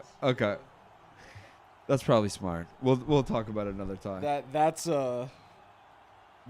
for your own, that's for everyone's own journey.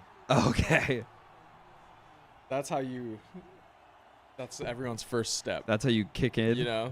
That's your sort of getting jumped in, is you have to read the codes on your own. Wayne, what up? Squad. Another damn good Friday. Thanks for killing time with us, Wayne. We're watching the Olympics. Limp dicks. And also talking about this time that The Simpsons apparently called Epstein. Yeah, dude. Wayne, if you can express your opinions about Epstein without being horribly profane, weigh in, because we're just dipping our toe in the vodka lake. We're dipping our toes at Epstein. Yeah, or we can change the subject too. That was just kind of us kicking it around. Yeah, more importantly, when no one else was in the. U.S. women's just scored their second goal, folks. Damn, look at those espresso machines. This is Italian as fuck. Oh, you got a fucking hockey match? I got to make an espresso minute faster. Just spill an espresso. If I could speed it up, I would, but.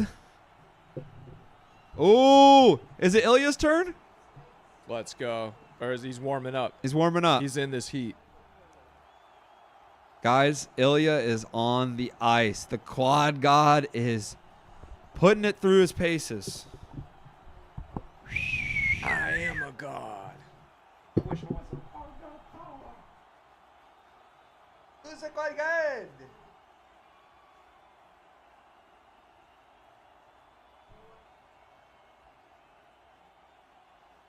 What kind of truck is that?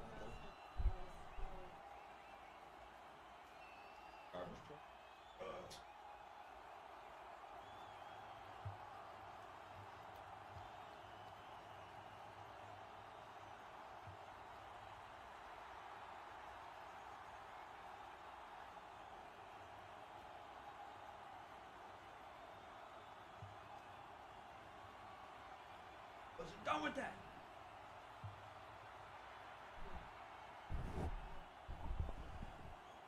Yeah, I actually got evicted by my block. I owned my house, but the whole block evicted me because I kept yelling at the trash guys.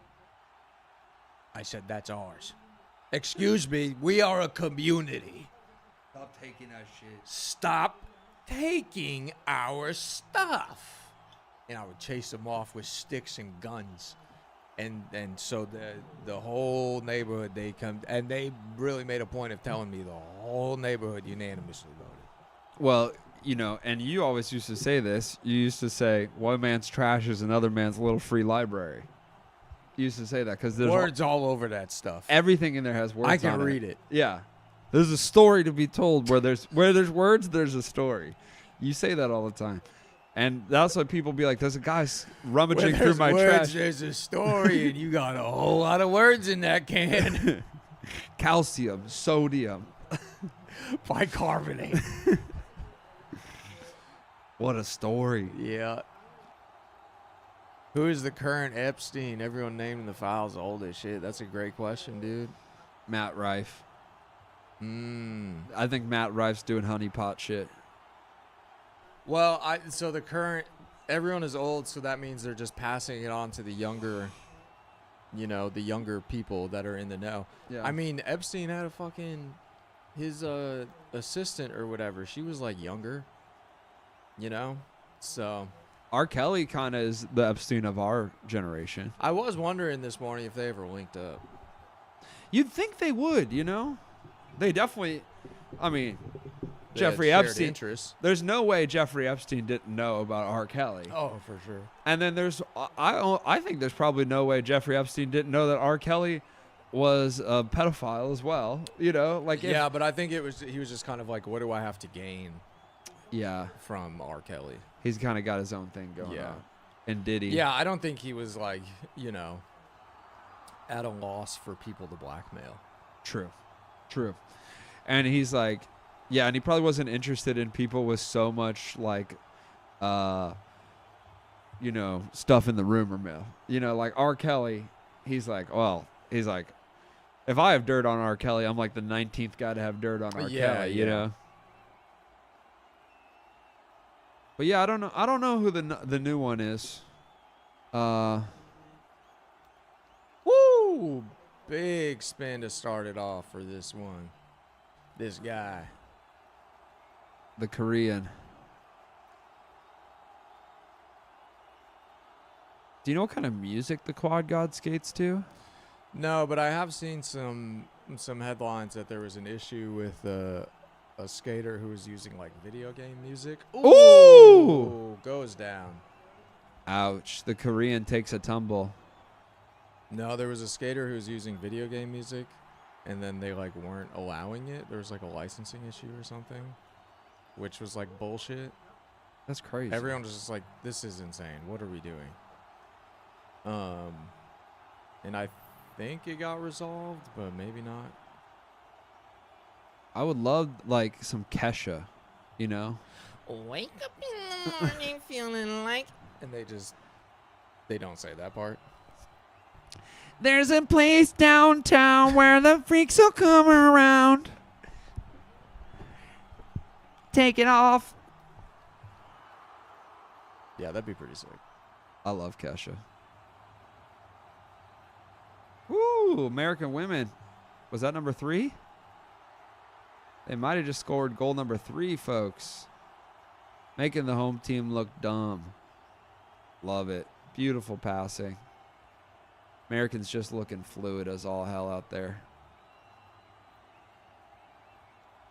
This still is some beautiful skating despite that tumble. Dummy took a tumble.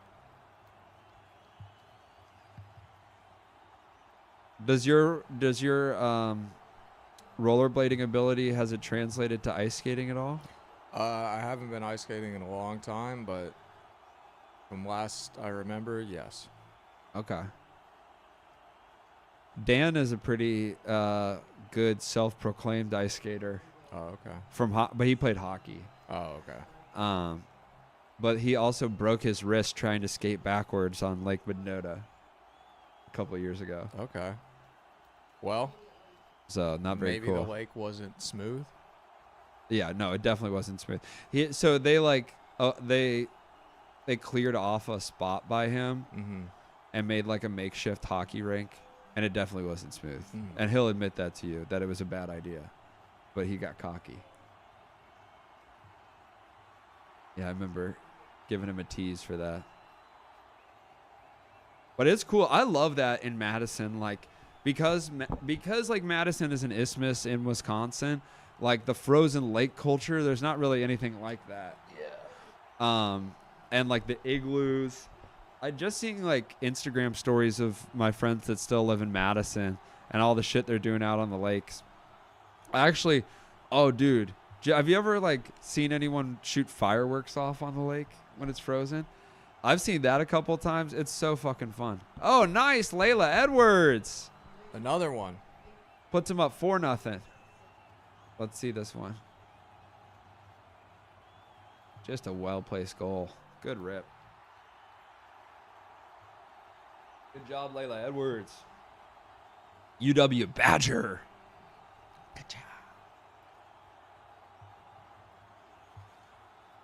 I think Said she was 20. yeah, she's like 20 or 21. 21. Probably been to State Street Brats, Probably, yeah. Almost certainly. unfortunately. Hopefully she's been to Red Shed. Actually, I think Red Shed closed down. I was just talking to this guy at the bowling alley, Seal. You ever met Seal? No. Dude, he's awesome. You'd love him. Okay. He's from Green Bay. Okay. Yeah, you would love him. But we were talking about Madison because he's like, he's like, I'd come down to Madison. He's like, where would you get drunk at in Madison? And I was like, well, I mean, a lot of my worst times were at Red Shed, And he's like, R.I.P. yes, dude, I love that place. But he was like, oh, and he's like, when we would come down, he's like, we would always park in that parking garage across from Red Shed. So we'd always go get one there, And I was like, Long Island's? He's like, yes, Long Island's. And I blacked out on that. Those were the worst things in the world for me. And then we got to talking about Paul's Club. He's like, what's the one with the tree in it? I'm like, Paul's Club, dude. That's the best. I still love Paul's Club. I'll sit there. When I started doing comedy, before I really knew anyone, I would go to Paul's Club before the mic for like hours and just sit there and write, and just like I would be there forever. And I remember the night before I interviewed. Okay, maybe I shouldn't say that. I'm gonna not say that. I'm gonna choose. I'll tell you that another time. But Paul's Club's a beautiful place. Shouts out Seal, bro. He said he'd come to our show. Oh, nice. Oof. Shouts out to Seal, who said he'd come to our show, and then Miggy was like, he's like, if I come to your show, are you gonna hook up the drinks? And then Seal was like, no, he's not. You're gonna pay full price. And I was like, yeah, that's right. Double, in fact. Exactly. No, but he's a big boy. He's always got a Brewers hat on. He's got like barbell earrings. It's like 40. He's 41 actually. He told me that. He's the dude. Shouts out Seal. Quagod.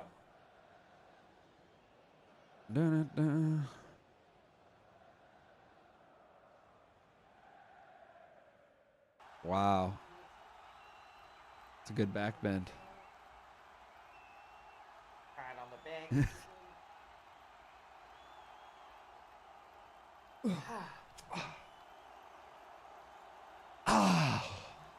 Throw that sass, baby.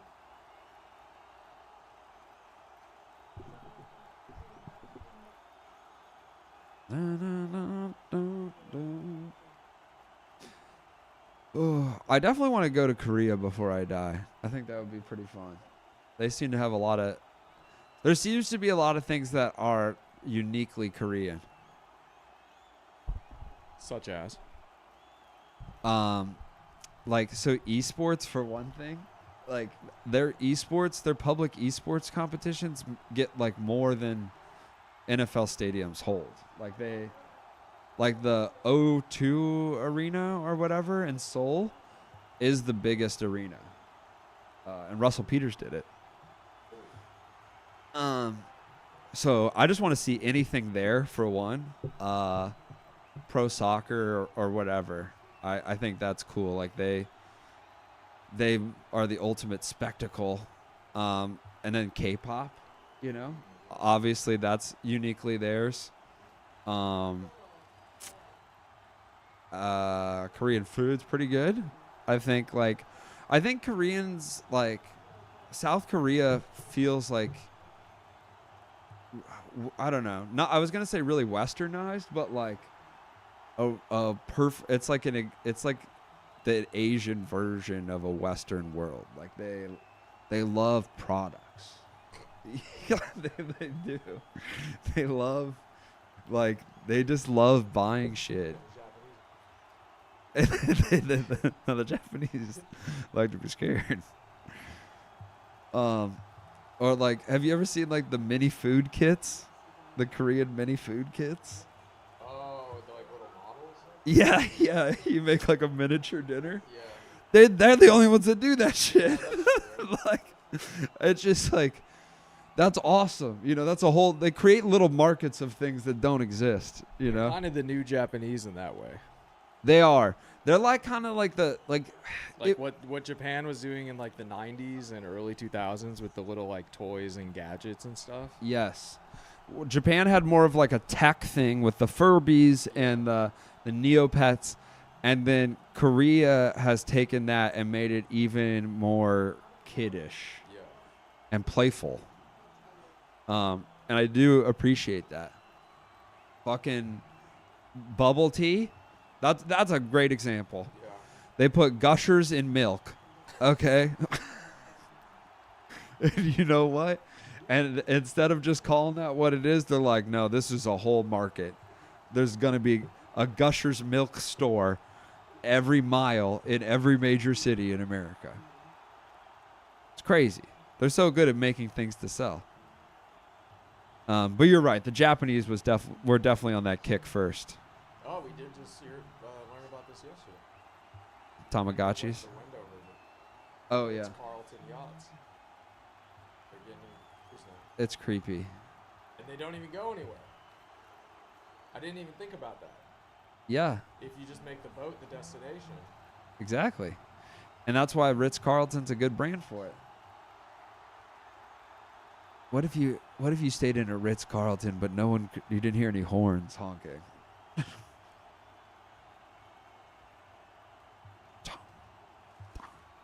But yeah, Wayne, Tamagotchis, of course. But yeah. And the Japanese still make a bunch of good shit, you know. Obviously anime is you know, I would say they got the majority share of anime. And that's very popular. Sushi's gaining a lot of popularity.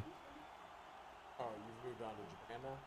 Well, I'm just trying to, you know, I'm not saying Japan's out of it, but the Koreans are just like so inventive. They're like, what about gummy bear sushi? The Koreans are big in the facial skincare game. Yes, also very important. And then their products sell themselves, you know, these K-pop stars, blemish free. Of course, I want the cream that they use. Now, this is a song. I think they cut to a commercial during his That's rude as fuck. thing. He's from Kazakhstan. They only have like 2 Olympians. But according to those squares, he's been nailing his thing. Yeah. Isn't Korea just America without the dickheads you run into? I mean, that's kind of what Bennett was saying. Yeah. Yeah, truly. That song is pretty sick. It's called the Diva Dance.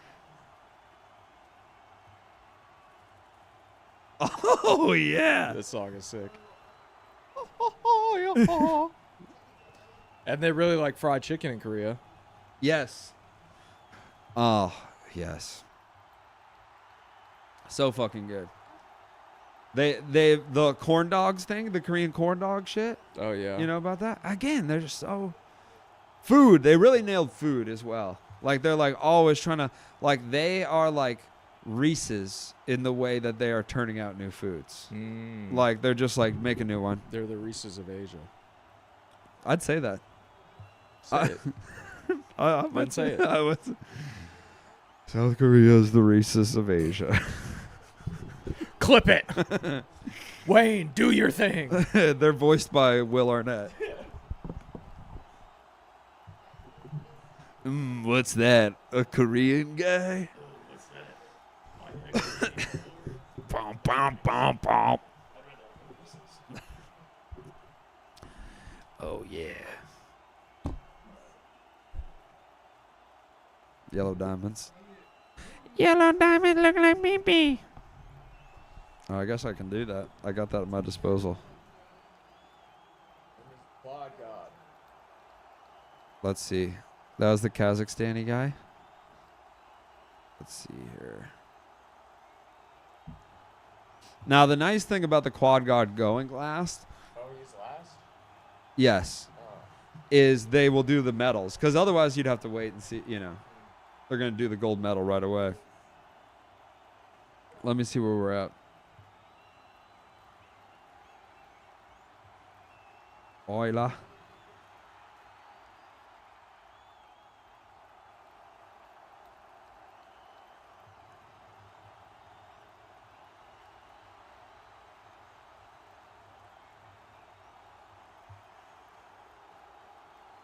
What the judges have to say.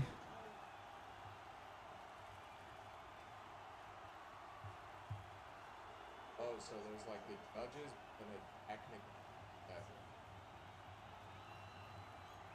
Oh, figures out if it. weird.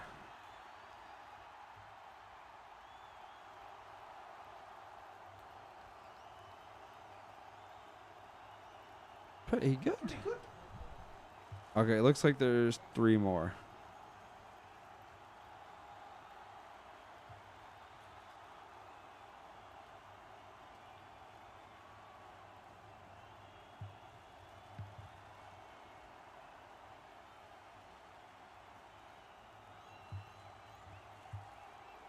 Oh, hell yeah.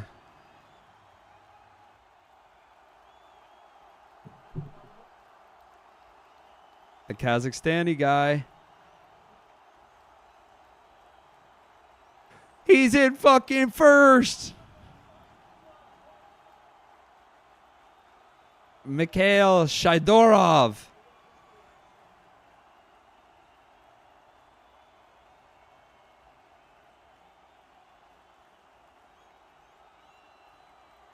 Oh, wow.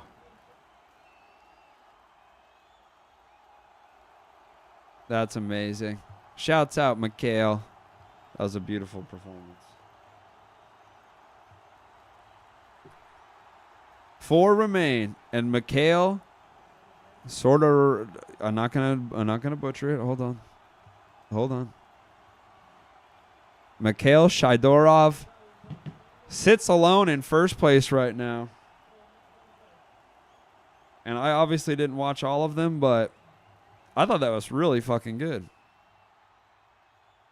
I've abandoned my boy! There we go. I want me some glory hole. All right, only 4 more, folks. Oh no!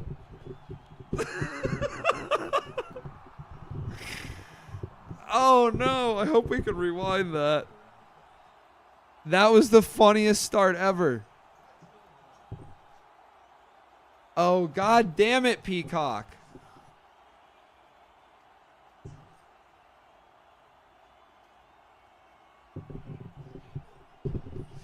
Is NBC out of their fucking minds? How are you running an ad right now? Jesus fucking Christ.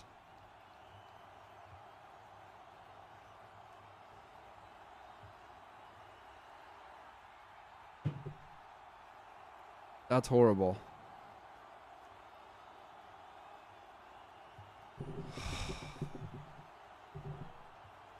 This is pissing me off. Don't buy the rights to the Olympics if you're going to butcher the coverage.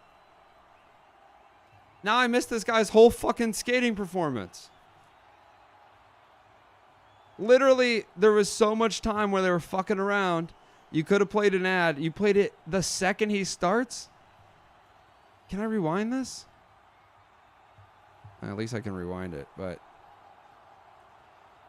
Fuck off, NBC.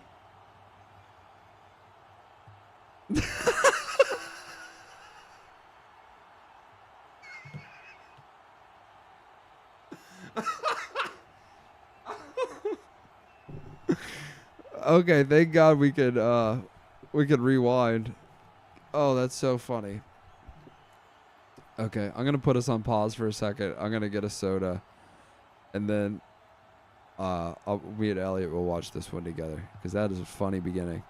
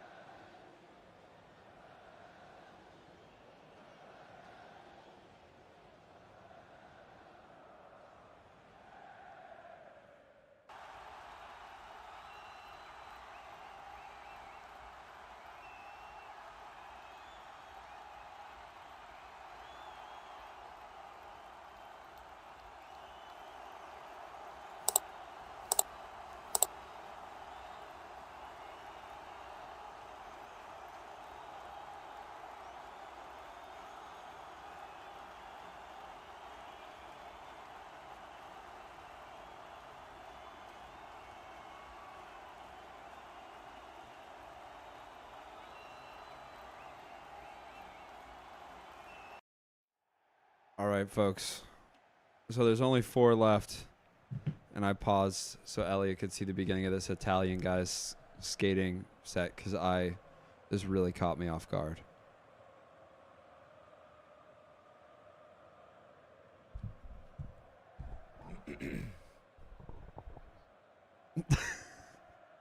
The Pope is dead. The Pope is dead. I think he's like an altar boy. So there's a Pope themed set, and then about here they cut it off, and I was like, "What the fuck is gonna happen?"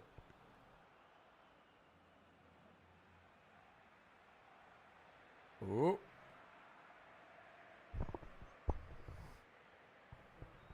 And the announcers said at the beginning, they're like, "And listen to the music at the end as well." And so I'm like, "What are they gonna say at the end?" Wait, the Pope is alive. He's back. Ooh.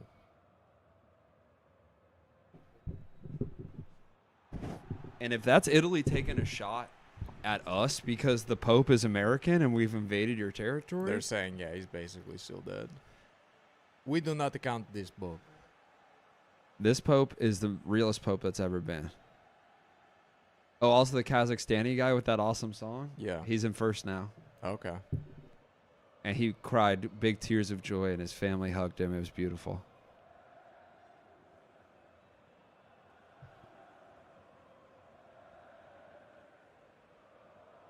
Dun, dun, dun. The Pope is dead.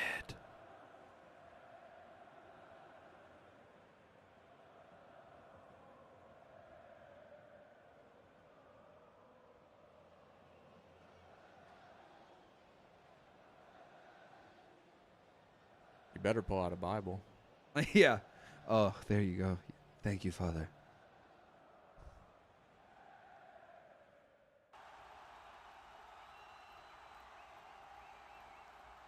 You know, I don't know anything about skating, but I will say this is exactly how it felt to be an altar boy. Yeah. Yes. The visual expression of how I felt on the inside, I would say this is exactly what that is. Oh, yeah, you felt like that a lot. Yeah, I did tree pose a lot. It's getting intense. They're trying to pick a new pope.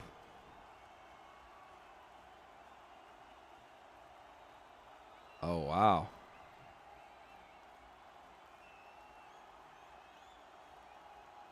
Wow. I'm having such a hard time reading these. 3-axle, 2-axle, 2-axle sequence is a base of 1606. Wow. Bit of a tumble. The Pope is dead and God's not here to save you. You've killed the Pope, son. It's you who's killed the Pope, son.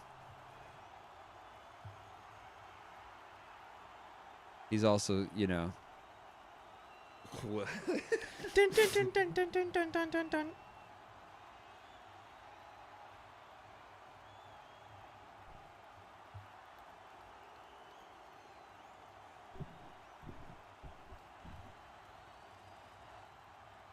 Too quiet. You can hear all his skating. Let's fucking see something. Yeah, you fell, bro. Now you got to make it up with something big.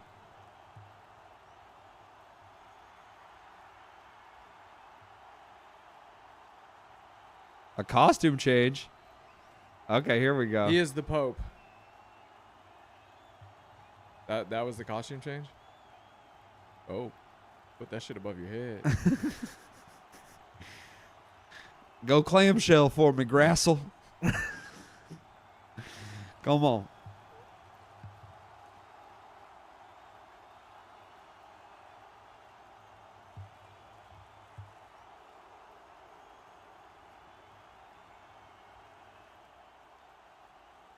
Boo! Okay, so he just rips his shirt open at the end? That's not a costume change, buddy. I'm sorry. That was the reveal? Technically ambitious. dead. The Pope is dead.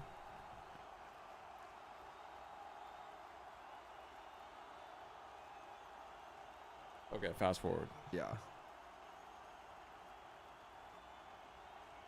The Pope is dead. Dun, dun, dun, dun, dun, dun. That's when some Kesha comes out. Oh yeah, the buzzsaw. Marshmallow on the beat. Okay, now who this now? Oh, Frenchman again. France. These fucking bullshit artists. Let's see who else we got. Okay, so we got Frenchie, a Japanese guy, and then Quad God. All right.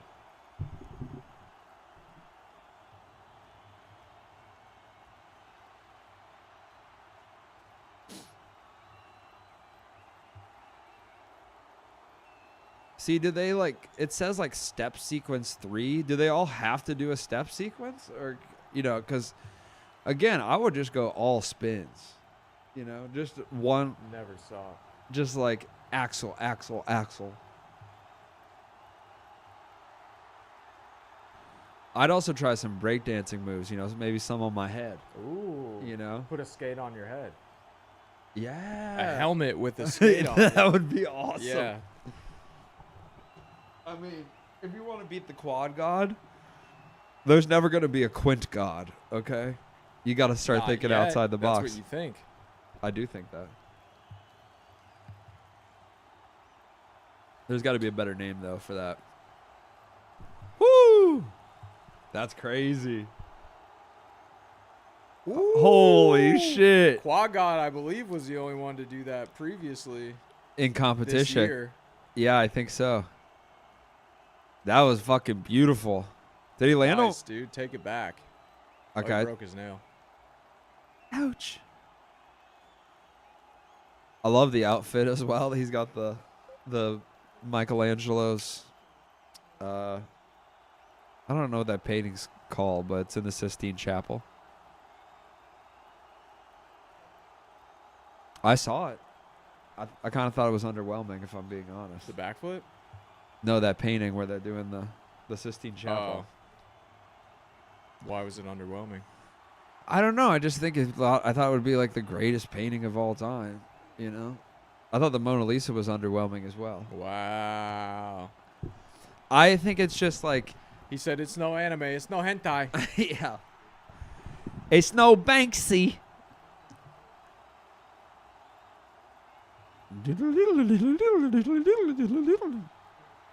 Would you say that to Michelangelo's face? Yes, from what I understand, I could kick his ass. And what do you understand that makes you think that? He's a frail man. Ooh, get him. No, I have a massive amount of respect for Michelangelo. I really. Da Vinci and Michelangelo. I'm a Renaissance man, as you know. Yes. So, obviously, You say this a lot. I yes. identify with these guys. Also Renaissance men. Similar cloth. Also, Sonsman. I'm a you misheard me. I'm a sauce man. Oh, I see. I say slather it. Mikhail. Isn't there St. Louis style barbecue? Yeah, but it's just malls. You ever had Oh. malls? No. I've I've been to a mall. I guess maybe I thought that was more popular than it is. There's a barbecue sauce called Malls, Mauls. It's just like Darth Maul. yeah, I guess. It's kind of sweet. And I think it just borrows a lot from Kansas City barbecue. I see.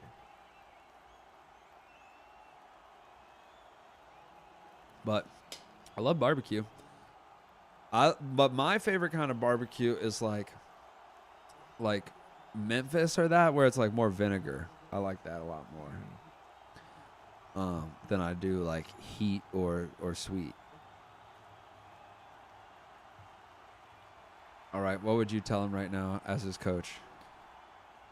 All right, so this, I mean, this you can see it. This is the fucking Olympics. This is kinda- This is kind of it. You know, you know what to do. If you need me to tell you something right now to do well, buddy, You're fucked. they should make a Catch Me If You Can style movie about you. Because how the hell did you get here? That big dick American's coming up next. You fucking dance your ass off out Go there. ahead, have fun. All right, just remember, we come from one of those countries where they kill the people that aren't successful. He's like, I forgot. Shit. Wow. So that's a guaranteed medal for him. That's pretty cool. Woo, woo, woo, woo. Yuma. For the dogs. Yuma in the house. For the dogs. Man, he's got a lot of fans.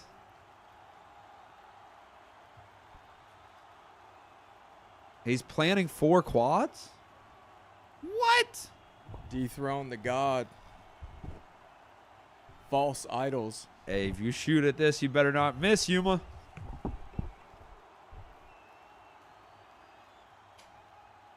God damn you, Brand.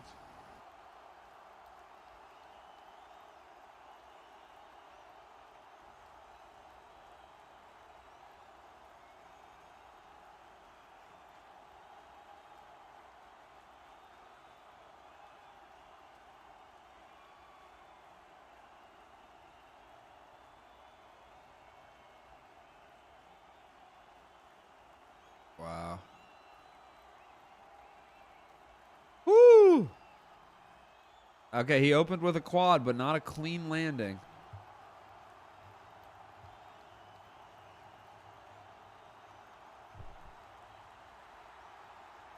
So not a fall or a stumble, but a failed execution, ultimately. Oh! Damn it. And he falls on his second quad flip. That's... I'd kill myself.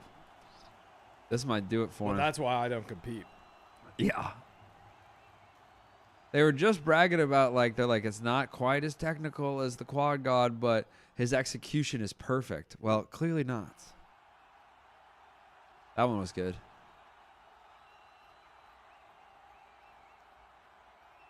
Four-toe Euler to Salchow, of course.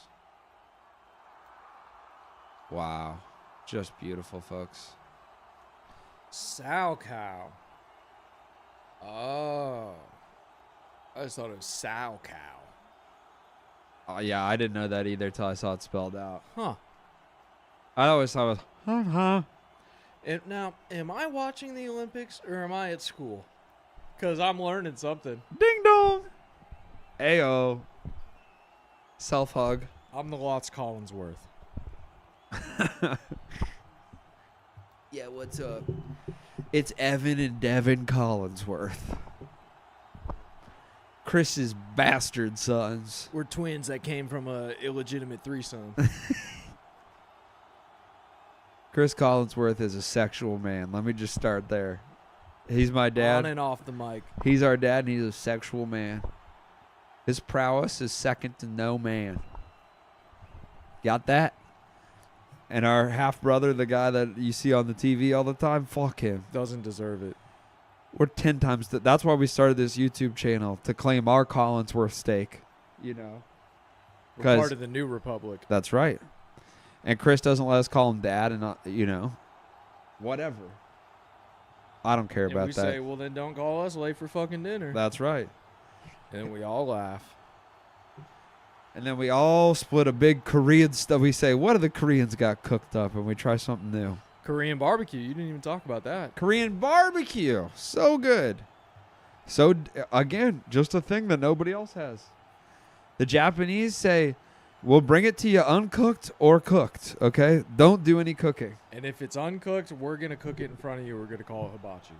That's, But you yeah, cannot don't do it touch yourself. it. Don't touch the You hot can stuff. catch the shrimp. That's it. Yeah. Hands on the table.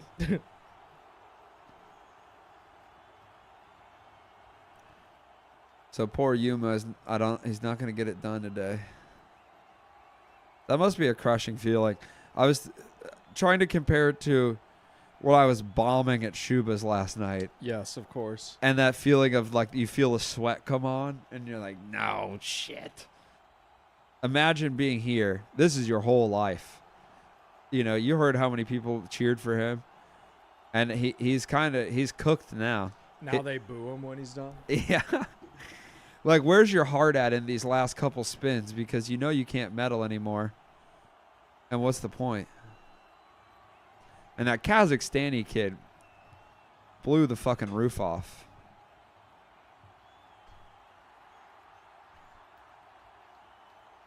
Now, he's what I think of when I think of a figure skater. That outfit, the haircut, that's a Just that classic, attitude. classic figure skater. Technical, cool, bit fey. Grandiose. You have to be grand. Yes. It's important to be grand. What do they keep throwing on the ice? Flowers. One of them looked like a pillow, though. Yeah, that's what I'm saying. I think they look like pillows or stuffed animals or something. And then they send out the little children. Go fetch the relics. Collect. Go get Yuma's things. Quad God looking a little fucking evil here. A little Maleficent. Yeah. I like it, dude. Hitting some real wicked shit.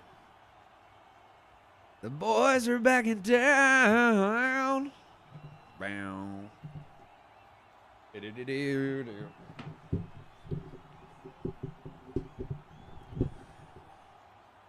It's time!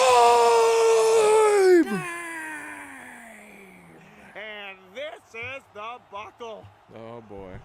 That's right, baby. Ilya's locked in. Wearing enough Swarovski crystals to... Light up a dang island. Yeah.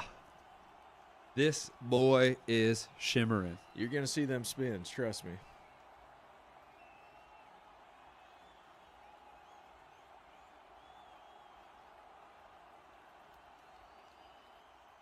Ooh. Yes, I was born and raised in Virginia, but I was schooled in West Virginia. That's why I have really bad politics. Sort of a Berlin Wall situation, if you will.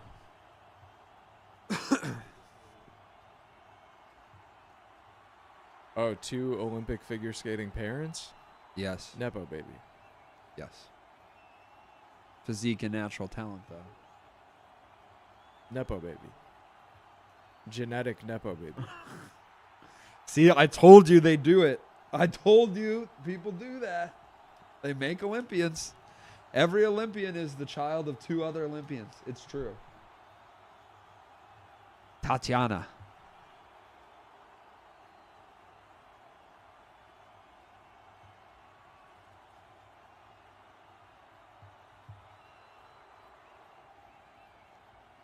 They have haven't not talked? this week.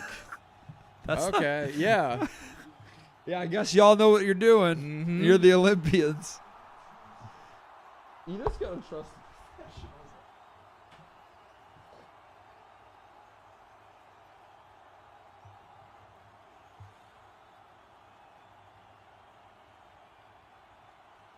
Not the way he wants it.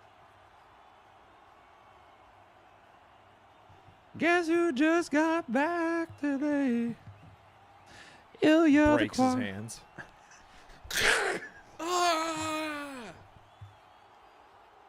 Hey, Ilya, you talked to your mom today? No.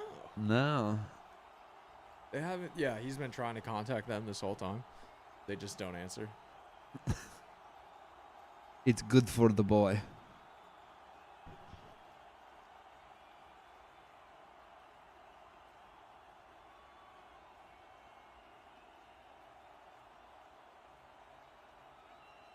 Kesha. Let's go. Do it, Ilya.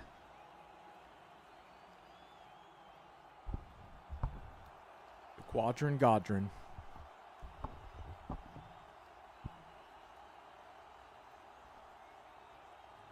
The Pope is dead.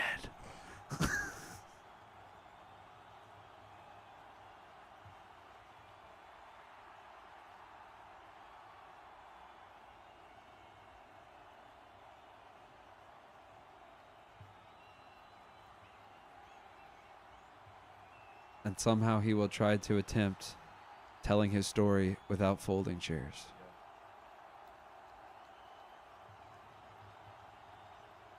Solely through ice skating. Beautiful. just beautiful.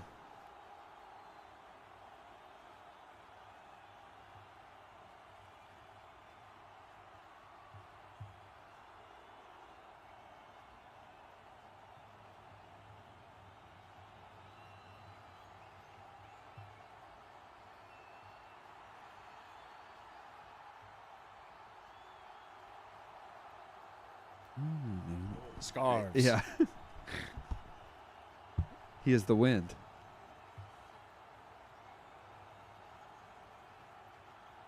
Beautiful. Wow. Look at that, folks. They give him a 15 and a half on an 11 and a half base because that's how fucking pretty that was.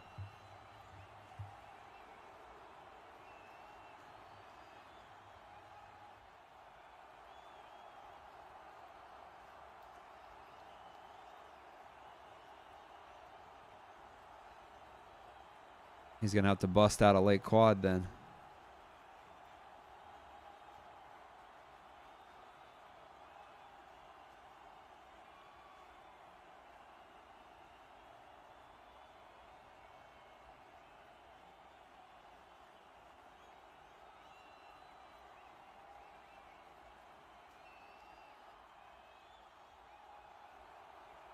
A lot of talking in this one. Interesting choices. Come on, we need to see some stunts. He ain't going to beat the Kazakhstan. He's dancing like this.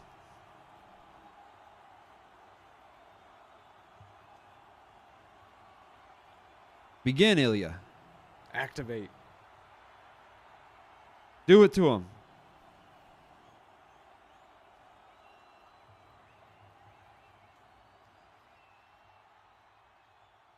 Oh, no. Now your parents won't talk to you for a year. Ilya.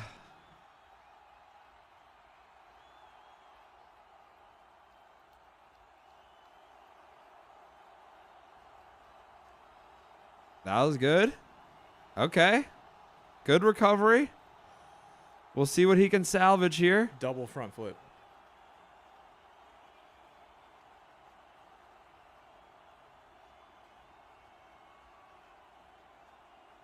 Ooh, another wipeout.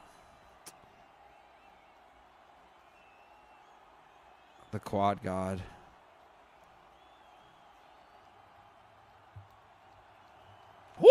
I didn't think he was going to land that. Holy shit. Backflip landing on one I skate. did not think he was going to land that. Ooh, very low.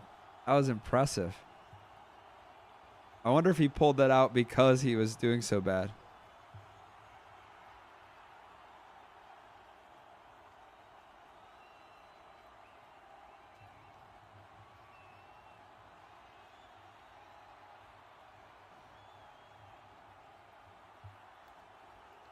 Oh, yes.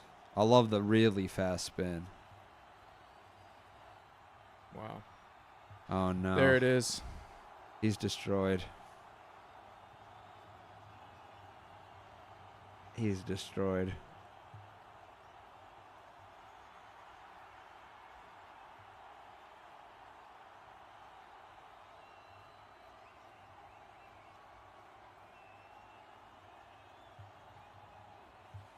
Oh.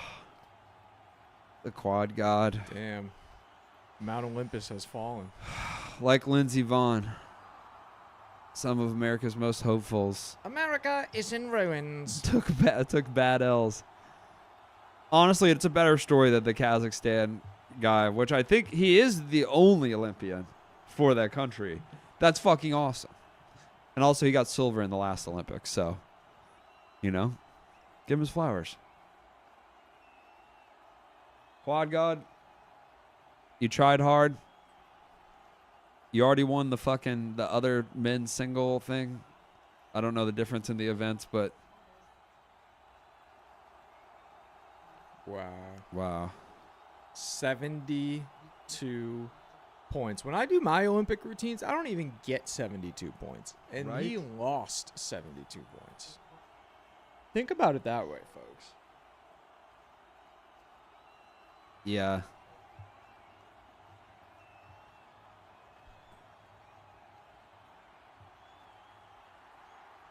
Oh.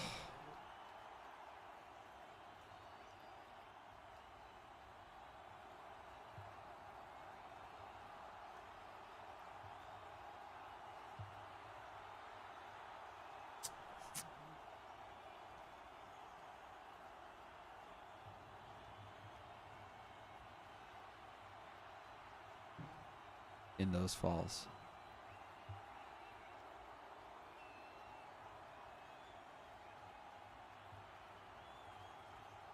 Wow.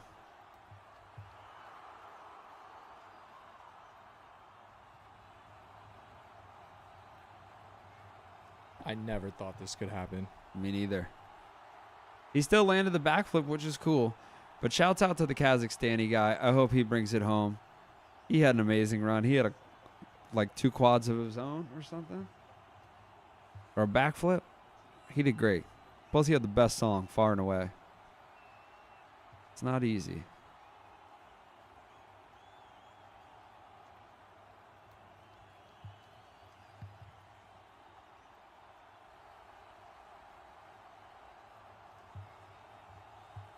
It's not easy.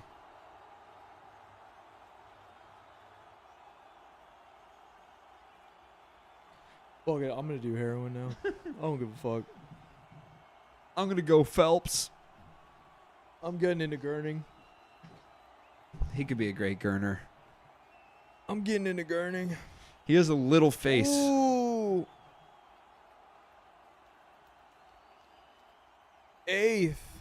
Wow. No medal. No medal. Yikes. Too many falls. Too many falls. And like they talked about, also there were 2 attempts where he meant to take more flips. Yo, no cap. Like, that shit was fucking goated, dude. Like, what you did out there is, like, fire as fuck, bro. Like, keep on, like, low-key doing your thing, bro. Like, on God, like, I hate your ass, but, like, yo, no cap, dude. Like, you're fucking, like, sick. I don't know what you said. And if you ever cross me again, bro, you're going to need to get braces again, bro. 'cause I'm Nancy Kerrigan your ass, dude. Don't fucking play with me, bro. I have connections. I forgot about Kerrigan. That's pretty sick. Oof. All right, well, I'm about. That's the gas, folks. That's the brakes.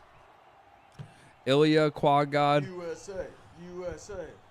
At least the American women probably won. But